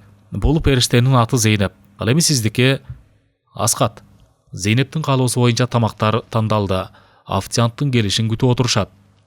Ичкилик жааты менен кандайсыз? Деп сурады Аскат. Бул жолу таанышуу үлпөтүн өз мойнума алайын. Жок, болбойт го, сизди убара кылып. Белек, дайыма кишини уят кылып жүрөсүң. Зейнеп тартынды. Чын ниетинен ичкилик алуусун каалаган жок. Бирок сулуунун аптабынан бел өргөн жигит моюн бербеди. Болбогон кеп. Менин досум Жаныш айткандай, ичкиликсиз да тасмалдын көркү болчу беле. Рита, бир шише коньяк кошуп кой. Үндөбөй алдына келген тамактарын жеп жатышты. Ыңгайсыз болсо да ар биринин дилине күдүк жагымдуу сезим баш багып, белгисиздиктин ынталуу леби бир өңчөй жашоолорун түрлөнтүп салгандай туюлат. Белгисиздик ар дайым кызык. Андан улам уктаган жан дүйнө умачтай ачылып, адам кумарлуу, ишкер боло баштайт. Аскат коньяк толтурган рюмкасын колуна алып, Зейнептин жүзүн кылгыра тиктеди. Бул тосту мен сиздей периштеге жолугуп таанышкандыгым үчүн алгым келип турат. Сулуулуксуз дүйнөнүн мааниси жок. Эмесе сиздей чүрөктөр кыргыз элинин жүзүн көрктөндүрө берсин. Аскат шып этип тартып жиберип, рюмкасын алдына койду. Зейнеп кысыла түштү. Аскаттан эмес, белектен кысынды. Анын тагдырдын буйругу менен ар дайым өзүнүн жашыруун сырларына күбө боло бергендиги оор тийди. Балким белек аны көп шуркуялардын бири катары көрүп келгендер. Кудайдан жетсин. Куураган куу турмуш, андагы адамча жашоого болгон аракет андан күчтүүлүк кылып кетти. Бул асылынан балыгы көп турмушка анын алы жетпей калды. Кимге доомат коет да, кимге тарынат. Анын чымчыктыкындай түрсүл соккон жүрөгү менен кимдин иши бар? Эмнеси бар экен? Түзүк жигит көрүнөт. Анын үстүнө анчамынча уяты да бар сыяктуу. Эркекти кумарын кандырып алган соң айбанга айланып кетчүлөрдөн эмес окшойт. Зейнеп колуна рюмкасын алып, анын электр шамынан нур чыгарып жатканын жүл-жүйө тиктеп турду. Бүгүн өлөрчө ичип, өткөнүн, эртеңкисин унуткусу келди. Бирок мындан турмуштук кагылыштарды такыр эле унутуп коюуга болобу? Бир акындын ыры кандай эле, жаңылбаса жүрөккө орной турган ыр боло турган. Билип туруп кайталанып келбесин, биз айтабыз, эскеребиз эмнесин. Бирок жашайт дайым бирге өткөндөр. Жакшы жагы жүрөгүңө дем берип, жаман жагы саруурдай өңдөнүп, жашай берет өткөндөр. Алып жиберсеңиз экен. Калтырап чыккан үн Аскатка тиешелүү эле. Кыздын өзгөрүлө түшкөн бейнеси анын жүзүн ого өтерден ажарлантып, толукшуган ай сымал залдын көркүн ачып жибергенсиде. Мейли эмесе, Аскат агай, мен да сизге кошулам. Кыргыздын кыздары периште болсо, жигиттери азизил эместир. Жашоонун өзү эки жуптун ширелишкен махабатынан турат эмеспи? Зейнеп коньякты шыпкай алып жиберип, моймолжуган ызалуу көз түпсүз тереңдиктеги туңгуюктай бир нокотту тиктеп калды. Белек минтип жатты. Сиздер көпкө кармалган турасыздар. Уруксат болсо мен бир жерге жолугуп кайра келейин. Бирок аны менен эч кимдин иши болгон жок. Экөөнүн кыялы чексиздиктен ченемсиз мейкиндигинде ушуп жүрдү. Узун кирпиктердин алдынан тигилген каректер биринен бири алынууга күчү келбеди. Жүрөктү өрткө салган тиктешүү, өмүр бою уланчудай, бул залда экөөнөн башка жан адам жоктой туюлду. Жүрү менен деп шыбыраган Сейит Аскаттын кареги. Тез элеби, 2-3 күн өткөзчү жаным деп жооп берген Сейит Зейнептин нурдуу көздөрү. Эстен тандырган жагымдуу сезим экөөнөн алыстабай олтура беришти. Аларга убакытты эсептөөнүн мааниси жок эле. Эртеңки күндүн өйдө төмөнү, акылга сыярлыгы, сыйбастыгы бир тыйын, жанды магдыраткан жандыкты эңсөө гана жашап жатты. Тамакта, ичкиликте унутулду. Аруу сезимден аларды барылдаган үн ойготуп жиберди. Эй, Дон Жуан, жыгылып калып жүрбө. Пай, селкинин аптабы жөн эле табына жанчыдар эмес. Жаныш экен. Кара баскыр кайдан да келип калды. Сөлдөйгөн акмак көргөндө эле түшүнбөйбү? Мындай этика деген да жок. Качан болсо бутка чалынат да жүрөт. Үндөн уламы селт эткен Зейнеп ордунан козголду. Белек да кетип калды белем. Кап, алаксып байкабай калганымды карачы. Кой, мен да жолума түшөйүн, Аскат агай. Сыйыңызга рахмат. Эсен болсок, жолугушууда жашайт эмеспи? Эмне кайткан жатасызбы? Бул жигит менин досум. Андан чочубаңыз. Болгон турпа деле ушинтип дарылдай берет. Жок. Эмнеге чочуламак элем. Бирок жолумдан кечигип калдым. Капачылыктан жогору бололу, Аскат агай. Зейнеп кийим илгичти карай басты. Аскат Жаныштын кулагына бир нерселерди шыбыраган соң артынан жөнөдү. Ал кыздын пальтосун кийгизип жатып, үмүт жана коркуу толгон үн менен аста унчукту. Жакшы тилек жарым ырс дешет эмеспи, карындаш? Сиз менен кайра дагы бир ирет жолугууга мүмкүнчүлүк табылар бекен? Мисалы эртең ушул жерден кечки саат 7-лерде. Аскат агай, назлуу жылмайты Зейнеп. Чынымды айтсам, сиз дагы мага жагып турасыз. Бирок менин ниетимде көп тамашаңыздын бирине айлантып жиберүүңүздү каалабас элем. Зейнеп, жаным, деп жиберди Аскат. Ошондой кантип болсун. Болуптур, пока. Узатып коеюн. Жөн эле коюңуз. Тигинде досуңуз күтүп калды. Анын үстүнө официантка менен да эсептешкен жокпуз. Балким акча керек болуп жүрбөсүн. Жо, Зейнеш, макул анда. Жакшы барыңыз. Эртеңге чейин. Махабат күтүүсүздөн келет. Ошол көз ирмемдик каректердин тартылышы Аскаттын бейгам нукта өтүп жаткан өмүрүн бузуп салгандай болду. Зейнептің характери кара эмес, көрөң эле. Кылгыра берип, бир аз жүлжүгө түшкөн көздөрдөн ченемсиз угуттуулук, жан кумарын арттырган шоктук аңкып турат. Канаттай кериле тартылган каштары кош чебеге айланып, кандай жүрөк болсо да көзө бөтчүдөй таасир калтырат. Кыз ченемсиз сулуу эле. Баланыкындай борсойгон эриндери ак куба суагай жүзүнө ого өтерден көрүп берип мыскылдуу жылмаят. Анда кандайдыр бир жандын тынчын алган тымызын куса жаткансыйт. Аскаттын башы айланып чыкты. Күтүүсүз келген махабат анын тынчын алып жаткандыгын билип эле турат. Бирок белгисиз тунжураткан боштук сезимине күч келтирип жатты. Ал кайра столуна келди да, жанышты дегеле көрбөгөндөй, Зейнептин калтырып кеткен табак бычагын карап олтура берди. Ал кызсыз бул зал, жаныш жана башка бардыгы тең көрүксүз, мажырөө нерселер катары сезилди. Ойгон Аскат, чын эле сүйүп калгандан соосуңбу? Үн катты жаныш. Айтчы бай болгур. Жанагы чүрөгүң ким? Билбейм. Кайда иштерин, кайда жашаарын суроого да үлгүрө албадым. Атын гана билем. Зейнеп. Ошондой да. Сулуусу сулуу экен чиркен. Моюнучу баарынан. Ак кунукундай болуп. Досум, эмнесин айтасың? Жанымды коерго жер таппай турам. Баягы тынч өмүрү ордунан козголуп, беймазалуу күнгө туш болчудай туюлуп жатат мага. Мен махабат чын эле бар деп ойлогон эмес элем. Жаныш колдорун жагына таяп ойлонуп калды. Анан жагымдуу бир калыптагы үн менен ыр окуй баштады. Сулуулар кайда болсо жүрөк козгоп, серпилген каректери бизге мыйзам. Чиркен, бул дүйнөдө арманың жок. Аптаптуу кучагында жанды кыйсаң. Жакшы экен. Кимдики?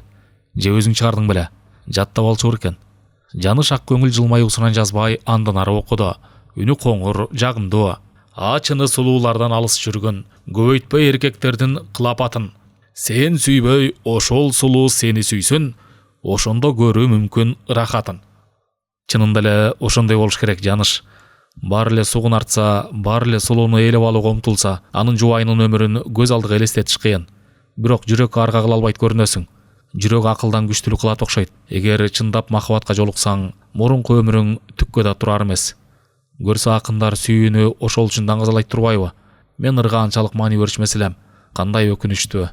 Жашоонун түбөлүктүүлүгү ырда жашайт экен да. Жаныштын демейдеги делебеси кармабай, кандайчадыр ойлоо, көздөрү коотер кусалуу тартып, коңур үнү бир калыпта чыгат. Антсе да бирдей келип салган төшөк, экен баягы эле аппак саны, сулууга суктануу да өтөт кетет. Өзүңө билинген соң акмак жагы. Аскат жактыра бербегендей башын чулгуп алды. Тунжураган каректеринен өзүнө өзү бекем ишенгендик чагыла түшүп, үн катты. Аяк кырын кускуну келтиргидей.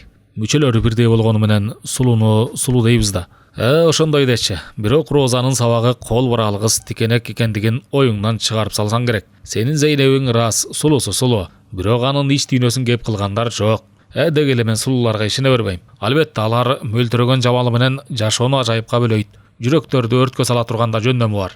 Антсе да акыл эстен алып караганда мен аларга ишене бербейм. Билесиңби, баягы биздин группадагы сарт калмак кыз Гүлжамалды. Мына, сулуу деп ошону айтыш керек. Бирок тагдыр эмне болду? Көрүнгөн чоңдун төшөгү оюнчугу болуп жүрүп, акыры аракечтерди дарылаган жайдан орун тапты. Адамдар анын сулуулугун баркташкан жок. Искусствонун бир чебер чыгармасындай көрүшүп, качан кумарлары канган соң түкүрүп салышты. Ал эми Гүлжамалдын эмне күнөөсү бар эле? Өңү көптөрдүкүндөй болсо, бала бакыралуу катынга айланып, эл катары жашай бермек. Аскат кайрадан башын чулгуду. Жаныштын сулууларга карата философиясы азыр андан алыс эле. Сүйүп көрбөгөн анын аптабын ырахатында билбейт. Эмне экен, турмушта бардыгы болушу мүмкүн. Балким Зейнеп анын ушул кезге дейре арзып келген көмскөдөгү ою чыгар. Аскат коньяктан рюмкасына дагы толтурду да алып жиберди. Досуна сунуштаган да жок. Анан жанышты катала тиктеп, анын эч качан эпке келбеген үрпөгөй чачын, эбисini жок тартайган турпатын аяп кетти. Мен сага таң калам жаныш. Жашоодон кечип кетпей, кантип тирүү жүргөнүңө таң калам. Кубанычтуу бир оюң жок. Сен үчүн бардык жакшы нерселер жексор, жасалма туюлат. Шекшип турасың. Турмуштун азабынан башка эч нерсесин көрбөгөн адамдайсың. Аяпта кетем. Мүмкүн сенин басып өткөн турмуштук жолуң оор болгондур. Ошентсе да дилиңде ишеним, жүрөктө сүйүүң болбосо, бул жай өмүргө чыдаш кыйын го. Аскаттын сөзүнөн жаныштын денеси дүрүлдөп чыкты. Күрөң каректери коюланып, кыймылсыз токтоп калды. Жан дүйнөсү бушайман болгондой жүзүнө кан тээп, кайра ак шапак боло бозоруп өзгөрө берди. Аскаттын сөзүндө чындыктын үлүшү бар эле. Ал чыныгы махабатка жолуктубу, Нагиманы сүйөбү билбейт экен. Тек жубай экөө эс тартканы киндиктештей, мамилеси жубайдан мурун бир туугандай туюлат. Нивакка өткөн балалыгы көз алдына тартыла түштү. Атасы контр болуп айдалып жоголду. Апасы 12 жашында кургак учуктан көз жумду. Жаныш көрүнгөн тууган туушкандарынын босогосун сүзүп жүрүп, акыры жумгалдагы жетим балдар үйүнө туш келди. Ошол жерден Нагиманы алгач көргөн. Мурду кетирекей, чоң кишинин шырымалына оронгон 15 жашар кыз экен. Чоң көздөрү бакырайып, төбөсү менен карайт. Наның барбы? Деп сураган кыз басып келип, Нагима ачкалы. Анын күнүгө чала тойут болуп жүргөндүгү көздөрүнүн алдындагы көгүш сызыктан муңайым жүзүнөн байкалып турат. Эмне силерге тамак беришпейби? Беришет, бирок тойгончолук эмес. Анын үстүнө чоң балдар да тартып алышат. Суроосуна жооп ала албаган кыздын кызыгуусу бүттү элем. Эрдин чормойтуп тетири бурулду. Жаныштын койнунда Асмат жеңеси берген жарты көмөчүк казаны бар эле. Ал кызды аяп кетти да ийининен тартыра өзүнө каратты. Эгерде жегиң келсе менден ам бар. Кыз ичке сөмөйүн киберсиген эрдине такады да шыбырай унчукту. Чш, акырын, башкалар укпасын, тартып алышат. Жүрү сыртка. Узатасынан салынган имараттын айланасы ылай дубал менен курчалган. Бирин-серин багы бар коро опсуз кенен эле. Нагима аны тээ алыскы бурчуна дейир эрişип барып, арыктын жегине олтурушту. Кана, Жаныш койнунан нанын алып чыгып, экөө шашылбай жей баштады. Атың ким? Деп сурады кыз. Жаныш, меники Нагима, ысык көлдөн болом. Мында келгениме 2-нчи жылга болуп баратат. Унчукпай калышты. Чалпылдаган гана дабыш угулат. Батыштан дир-дир жел согуп кирди. Кандайдыр дөбөттүн зоңкулдай үргөнүн угулду. Күзүндө жакшы, деди Нагима. Жер жемиш, алма урдайбыз. А көзүңдүн асты эмне болгон? Жаныш колун кыздын бетине аяр тийгизди. Эй, бир болбогон нерсе. Жигит талашып мушташа кеткенбиз. Анаранын кылганы. А жигит дейсиңби? Кайдагы жигит? Анан сен кандай деп ойлодуң эле? Бул жердеги кыздардын баарынын бирден жигити бар. Балким сени да бирөө сыртыңдан энчилеп алгандыр. Бирок сен бүгүндөн баштап меники болосуң. Түшүндүңбү? Жигитимди таштайм. Эгер деле мени чана турган болсоң тарынба. Айоо деген болбойт. Көрдүңбү Маурекини? Кыз жыртык шырмалынын иш жагынан колго жасалган курч бычакты алып чыкты. Уктап жатканда эле бышып алам. Ошол күндөн баштап Жаныш Нагимадан ажыраган эмес. Ал эми аны сүйөрүн же сүйбөсүн билбейт экен. Иши кылып жашоонун чагылышы ага ошондой көрүнөт. Сен туура айтасың, Аскат. Ойлосом, жашоонун рахатынан азабын көбүрөөк тарткансың. Балким менин жанагы дөөлөттүү ата-эненин аркасы менен дооран сүргөн тайкелерди жек көргөнүм ушундан улам чыгар. Жадаса сени да кээде дос катары көрө албай кетем. Билесиңби, окуп жүргөндө сенин түрлүү түстөгү көйнөк шымың болор эле. Ал эми мен көчүгү кырылган жалгыз шымды күнүгө кийгенден уялчумун. Бирок жылаңач жүрө албайсың да, кийүүгө туура келчү. Жардылыгыма карабастан акыл жагынан сенден ашык болбосо, ким эмес экендигим жакшы билчүмүн. Бул калысы жок турмуш кимдин күнөөсүнөн экендигине акылым жете берчү эмес. Кана айтчы, эмне кылышым керек? Же силерге рахмат, абадан башкасынын баарын тартып алгандыгыңар үчүн рахмат дешим керекпи? Аскат ыңгайсыздана түштү. Жанышты дагы эле болсо жакшы биле элегинен уялды. Өзүнүн балалыгы менен анын балалык чагынын тагдыры асман менен жердей эле. Жаныш, кечирип кой, деди Аскат. Мен сенин өткөн өмүр жолуңду таңазара албапмын. Таалайга жазылган дешет. Ал эми таалайды ким түзүп, ким коерун ажыратыш кыйын окшойт. Ооба, кыйын.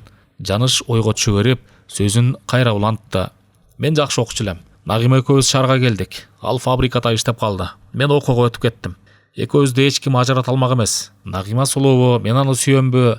Бул жерде мунун эч бир тиешеси жок. Кыскасы, мен Нагимасыз турмушту элестете албайм. Өмүрдүн эстен чыкпай кала турган көптөгөн учурлар болот экен. Алар такай сени менен чогуу жүрөт. Бирде күлкүң келсе, бирде көзүңө жаш аласың.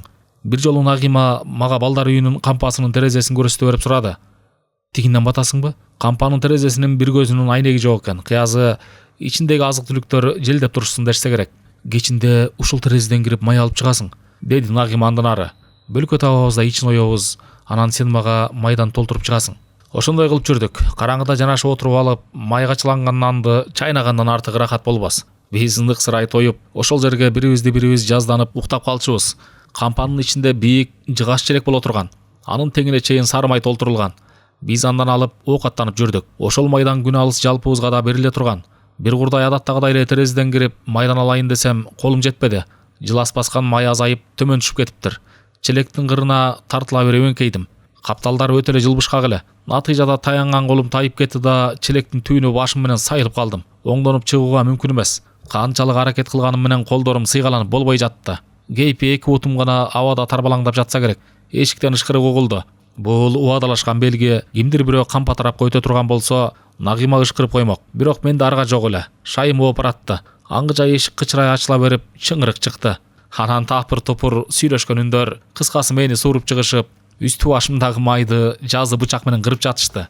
Ой өлүгүңдү гана көрөй инжетим деп, директордун аялы мени желкеге берип калды. Эмне эле май азайып баратат десе, бирок директорубуз Карымбаев башкача киши белем аялын ары түртүп жиберип, мени башымдан сылап жатат. Ай, жетимчем, кандай кыл дейсиң? Кыйын мезгил. Силерди тойгуза албагандыгыма жаным ачыйт.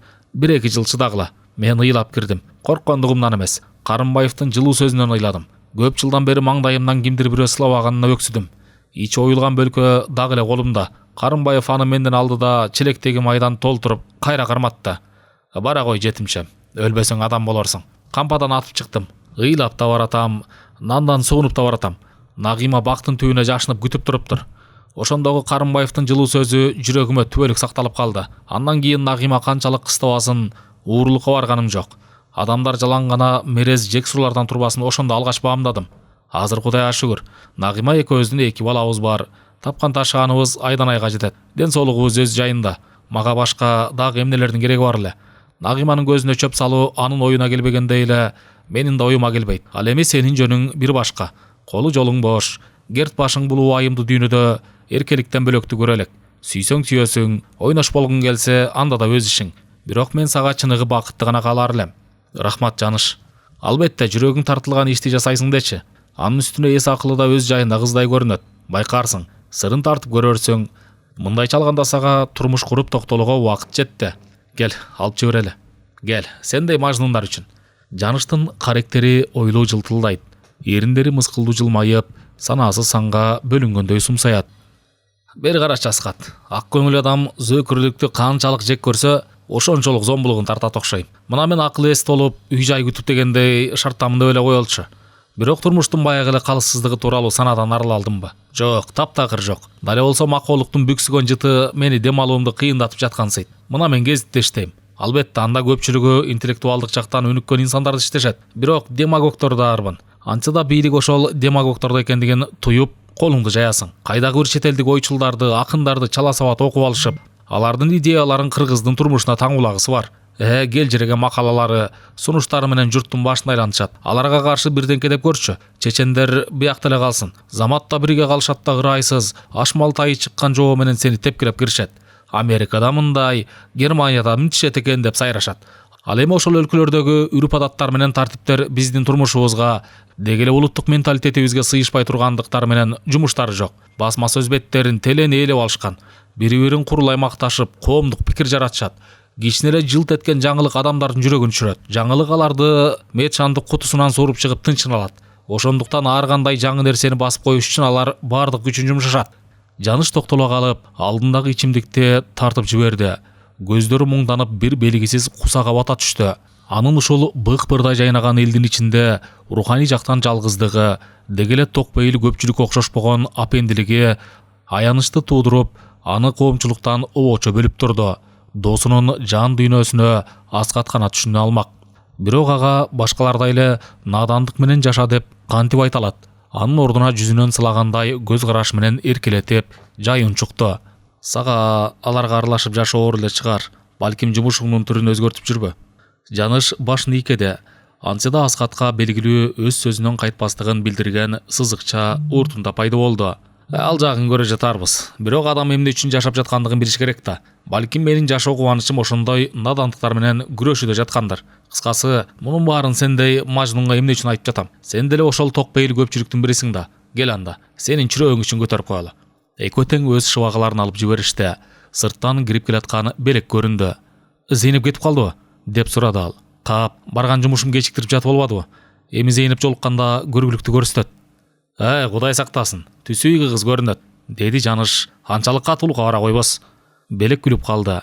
Бирок анын күлкүсү олдоксон чыккансып, Зейнептин элесине коошпой турду. Эсептешип сыртка чыгышты. Коңур көз өз өкүмүн сүрүп турат. Кызгылт, сары жана жашыл сымак жалбырактар бак тарактарга өзгөчө көрк берет. Өмүрдүн да бир көзү болгондо да кайталангыс окуяларга жык чыйма күз машинеге олтурушту, кетип баратышат. Сен Зейнептин айылдаш турбайсыңбы? Деп сурады Аскат белектен. Анын аты энеси барбы? Атасы казы болгон, көп жылдан бери орукчан энеси бар. Андан башка да майда барат бөбөктөр болсо керек. Эмне сизге жагап калдыбы? Суктандыруу жагынан Зейнептин астына эч ким чыга бербейт. Аскат жооп бербеди. Тунжурай ойго түштү. Терезеден тышты карады. Белектин айтуусунан башынан жакшы жаманды өткөргөн кыз экендиги көрүнүп турат. Бирок эмне үчүн эмдигиче турмушка чыкпайт? Мындай сулууларга кардар күйөө четтен табылат эле го. Балким үй бүлөлүк шарты тоскоол болуп жүрбөсүн. Иши кылып бүгүнкү кездешүү Аскатты эрктен тыш ойго салып койду. Зим 4 кабат бышкан кирпичтен тургузулган үйдүн жанына келип токтоду. Жаныш, үй жака кирип чыккың келбей элеби? Жок Аскат. Бакчадан балдарды алып келишим керек. Нагима да жумуштан кечирээк чыгарын айтты эле. Аскаттын ичи тартына түштү. Мына, анын досу Жаныш маянасы айдан айга араң жетет. Бирок анын алдында күтүп турган бактысы бар. Ал балдары кечкисин бытыйган колдорунан жетелеп дүйнөсү түгөл күндөлүк көйгөйлөрдү унутуп салып өзүн бактылуу сезет. Ал эми өзүчө азыр эшигин ачып бөлмөсүнө кирет. Эч кандай дабыш жок. Жылаан сыйпагандай тынчтык өкүм сүрөт. Ал тыш кийимин чечкен соң креслого чалкалай олтурат да телевизорду ишке киргизет. Өмүрүң түшкөр. 4 дубалды тиктөөдөн тажабаганда пенде болот экен, Аскатка өз жашоосу ырайсыз көрүнүп кетти. Жаныш менен барып, анын балдарын көчөдө кошо ойноткусу келип кетти. Бирок анын ордуна экөөнүн колун бекем кысып коштошту. Белек, досумду таштап коерсуң?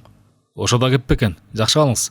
Зим бурчтан имерилип кеткиче артынан карап турган Аскат үйүнүн тепкичине бут койду. Зейнеп ресторандан чыга берери менен бараткан таксини токтотту. Чолпон фабрикасына, деди шопурга. Тезирээк айдаңыз. Зейнептин жан дүйнөсү буркан шаркан түшүп баратты. Аскаттын арамзалыктан тыш мээримдүү жылмайышы, ак көңүл таза бейнеси тынчын алгандай жанына катуу батты. Мындай айкөл жигиттер менен түбөлүккө баш кошсо, өзүн бактылуу кыла албас беле. Демек, баары эле акчага байланыштуу эмес көрүнөт. Анын мындан мурунку турмуштук философиясы кандайдыр бир боштукка учурап, быркырап жатты. Андан улам жаны жай таба албай кыйналып чыккандыгын сезди. Азыр барат да баардыгынан баш тартат. Асан аны эмне кылса ошол кылсын. Жетишет. Кол оюнчук болуудан биротоло арылуусу тийиш. Айласы түгөнсө милицияга барат. Жок. Антсе Асан аны тирүү койбойт. Эптеп бир башкача эбин табар. Жалынар, ыйлайт. Иши кылып Асанды көндүрөт. Аны мындан ары андай ишке аралаштырбай жөн коюусун өтүнөт. Ооба, ошентет. Зейнеп жеңилдей түштү. Төбөсүнөн баскан коргошун ал кыялынан кандайдыр жок болгондой жеңилдене үшкүрдү. Асан жаңыдан кеңсесинен чыгып келатыптыр. Аны байкап кайра артына бурулду. Ал бир жумушун унуткарып салгандай мрамор жалатылган тепкич менен кайра көтөрүлө баштады. Кабинетине кирсеби, же ушул жерден эле сүйлөшкөнү дуруспу? Жок, кабинет эле ылайык. Аны кандай конфликт күтүп турганын ким билет. Шашылбай ачкычтан алып чыгып эшикти ачты. Зейнепте өң алет жок. Бийик көкүрөгү өйдө ылдый көтөрүлүп, көзүндө кылгырган жаш. Асанга ойношунун түрү жакпады. Бул шермендиге эмне болгон? Кейпи беттен алуудан кайра тартпай турат. Ал ачкычын сөмөйүнө эле айландырып күтүп турду. Асан, аясаң боло. Аяоо деген болбойт экен го сенде. Кандай? Кимди? Чочуп кетти Асан. Мени аябайсыңбы? Мага деген биртке болсо да жылуу сезимиң бар деп ойлочу элем. Минтип көрүнгөнгө тепсенди кылып, кылмышка түртүп. Асандын жашыл сымак көздөрү чаарын чыгарды. Көрсө ушинткени келген тура шерменде. Анын баардык сырын билип алып, эми четке чыга бергиси бар тура. Дөөрүбө канчык. Мен жыргаганымдан сага жалынып жаттырмынбы? Арга түгөнүп, амал кетип жатпайбы? Демек менин өмүрүм сага бир тыйын экен да. Кыйынчылыкта жардам бере албасаң, жыргалчылыкты тартуулаганың курусун. Мен сен үчүн эмнелерди гана кылбадым. Мындай жакшылыкты мен үй бүлөмө да тартуулаган эмесмин. Аны өзүң жакшы билесиң. Анан артка чейинген турасыңбы? Адамдык кайда? Менин колумдан келбейт, Асан. Андай ишке бара албайм. Кудай жалгагыр, андан башка каалаганыңды жасап берейин. Бирок буга түртпө, секетиңге тейин Асан. Асан тиштерин кычыратты. Бул шермендени эмне кылса, колунда турат. Эмне кылса өзү билет. Балким жанагы фанатик акмакты жактырып калгандыр. Аялдар дайыма ушундай. күнүгө кайдагы бир жаңылыкты самап турушат. Сулуу аялдары ого өтерден турмуштун эркесине айланышат. Аны эмне кылса, жактан нары басып алсабы, ал ачуусун араң басып, буулуккан үн менен салмактуу унчукту. Эч нерседен коркпа. Бул иш ийгиликтүү аяктаса, экөөбүз Швейцарияга кетебиз. Менин өмүрүм канчалык калды дейсиң? Демек, сен менин миллиондорма мураскор болосуң. Калайсыңбы? Азыр эле мурас кагазынды жазып берейин. Миллион? Кайдагы миллион? Эмесе билбесең билип ал. Мен миллионермин. Швейцариялык банкта менин көптөгөн миллион долларым бар. Акылга салып туура түшүнсөң, алар сеники. Демек, сен мен үчүн эмес, өзүң үчүн аракет кылышың керек. Кайдагы кел жереген принциптерге башың толтуруп, түшүнүш керек да, бир эле айтканда.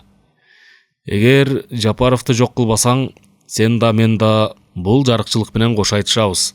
Швейцария мемиреген күндүн астында экөөбүздүн жоктугубузду кенеп да койбой магдырап тура берет.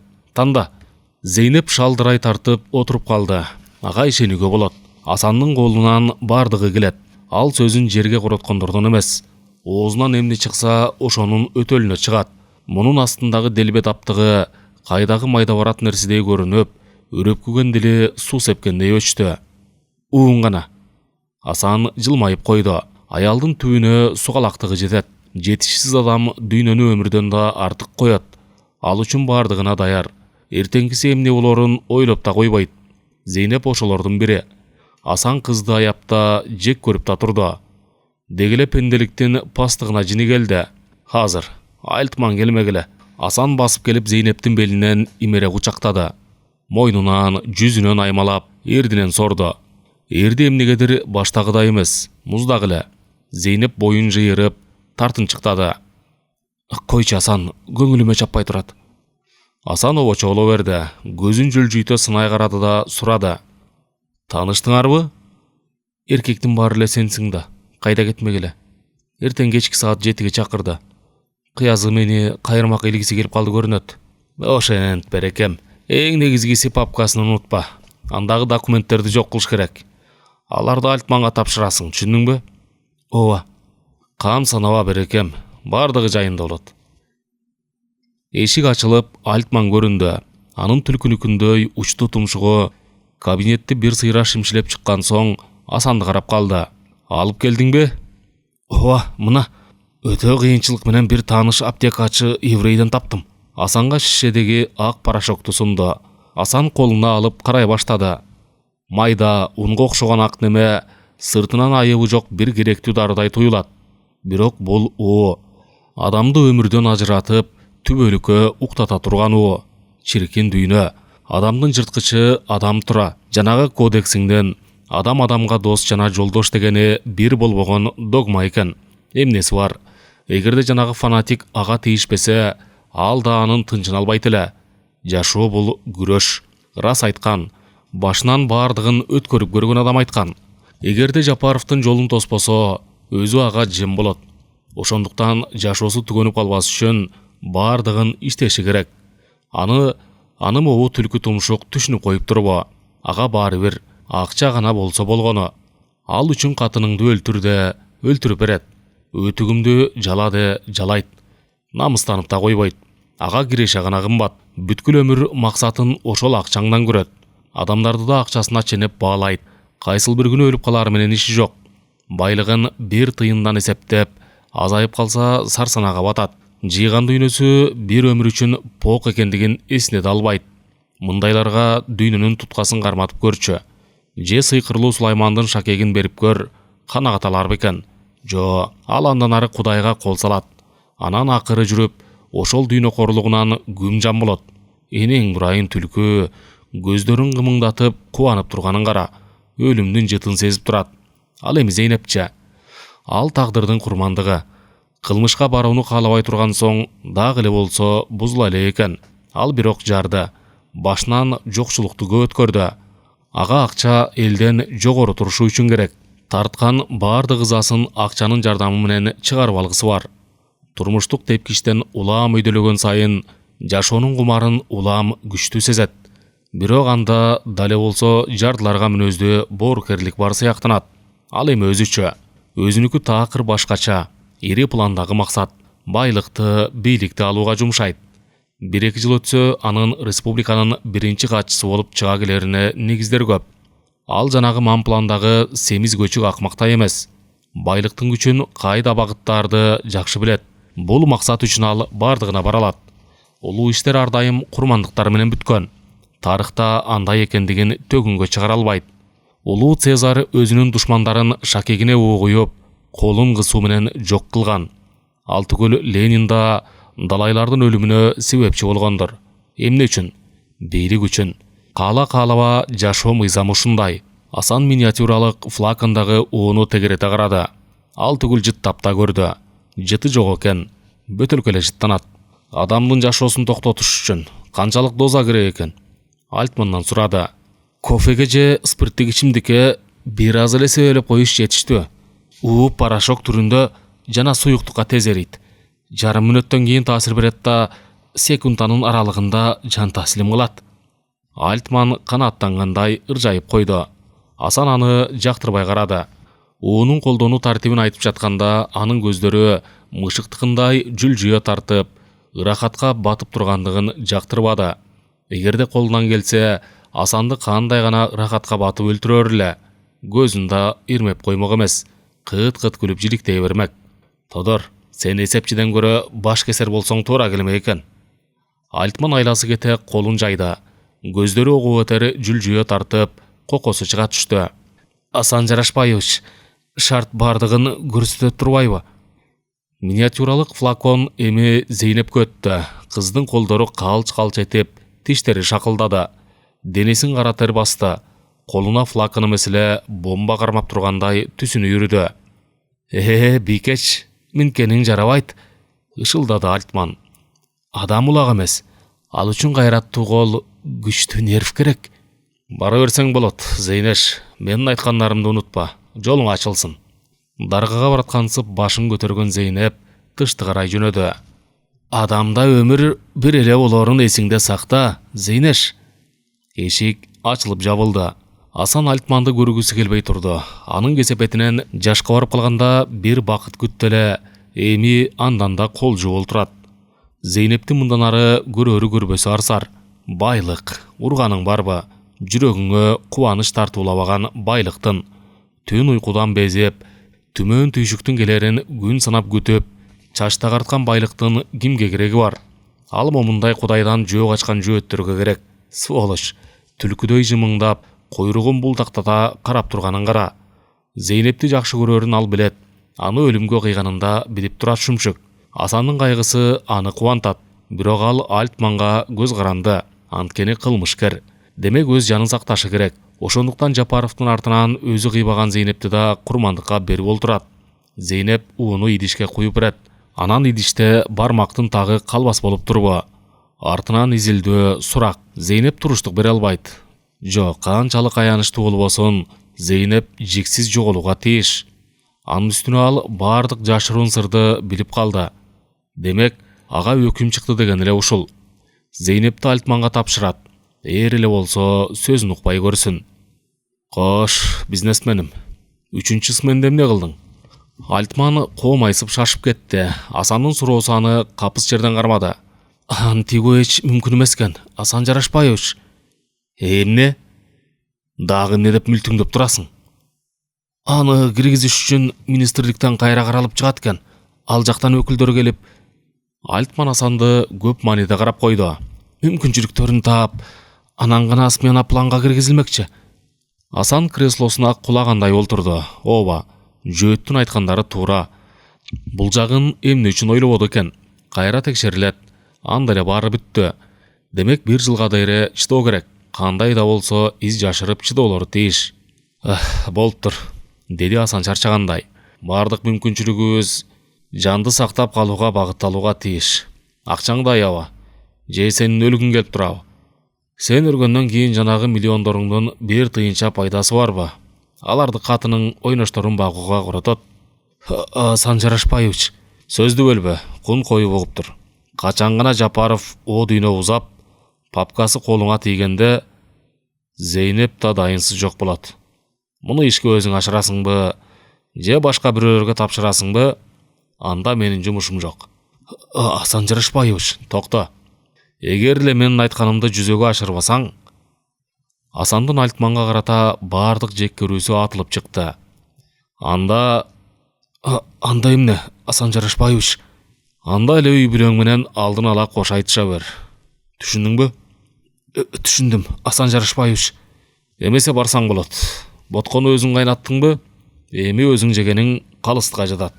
Альтман сыртка карай арты менен кетенчиктеп жөнөдү. Арам гана шүмшүктесе. Бардык күнөөнү ага жүктөй салып, четте карап тургусу бар. Көрө жатар. Өтүктү жалап, нан ыргытса шыйпаңдап турар. Оор үшкүрөндү.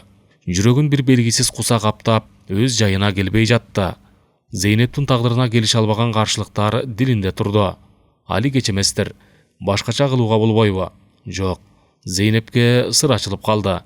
Демек, аны өлүмгө өкүм кылынды деген эле ушул. Ата канат. Дегиле бул беймазалар жок болсо кандай жакшы болот эле. Ал ордунан ыкшоо турду да, сыйфын ачып, кырдуу стаканга коньяктан толтурган соң дем албай тартып жиберди. Денесинен тер чыпылдап, жаны жаяла түшкөн Асан креслосуна чалкалады.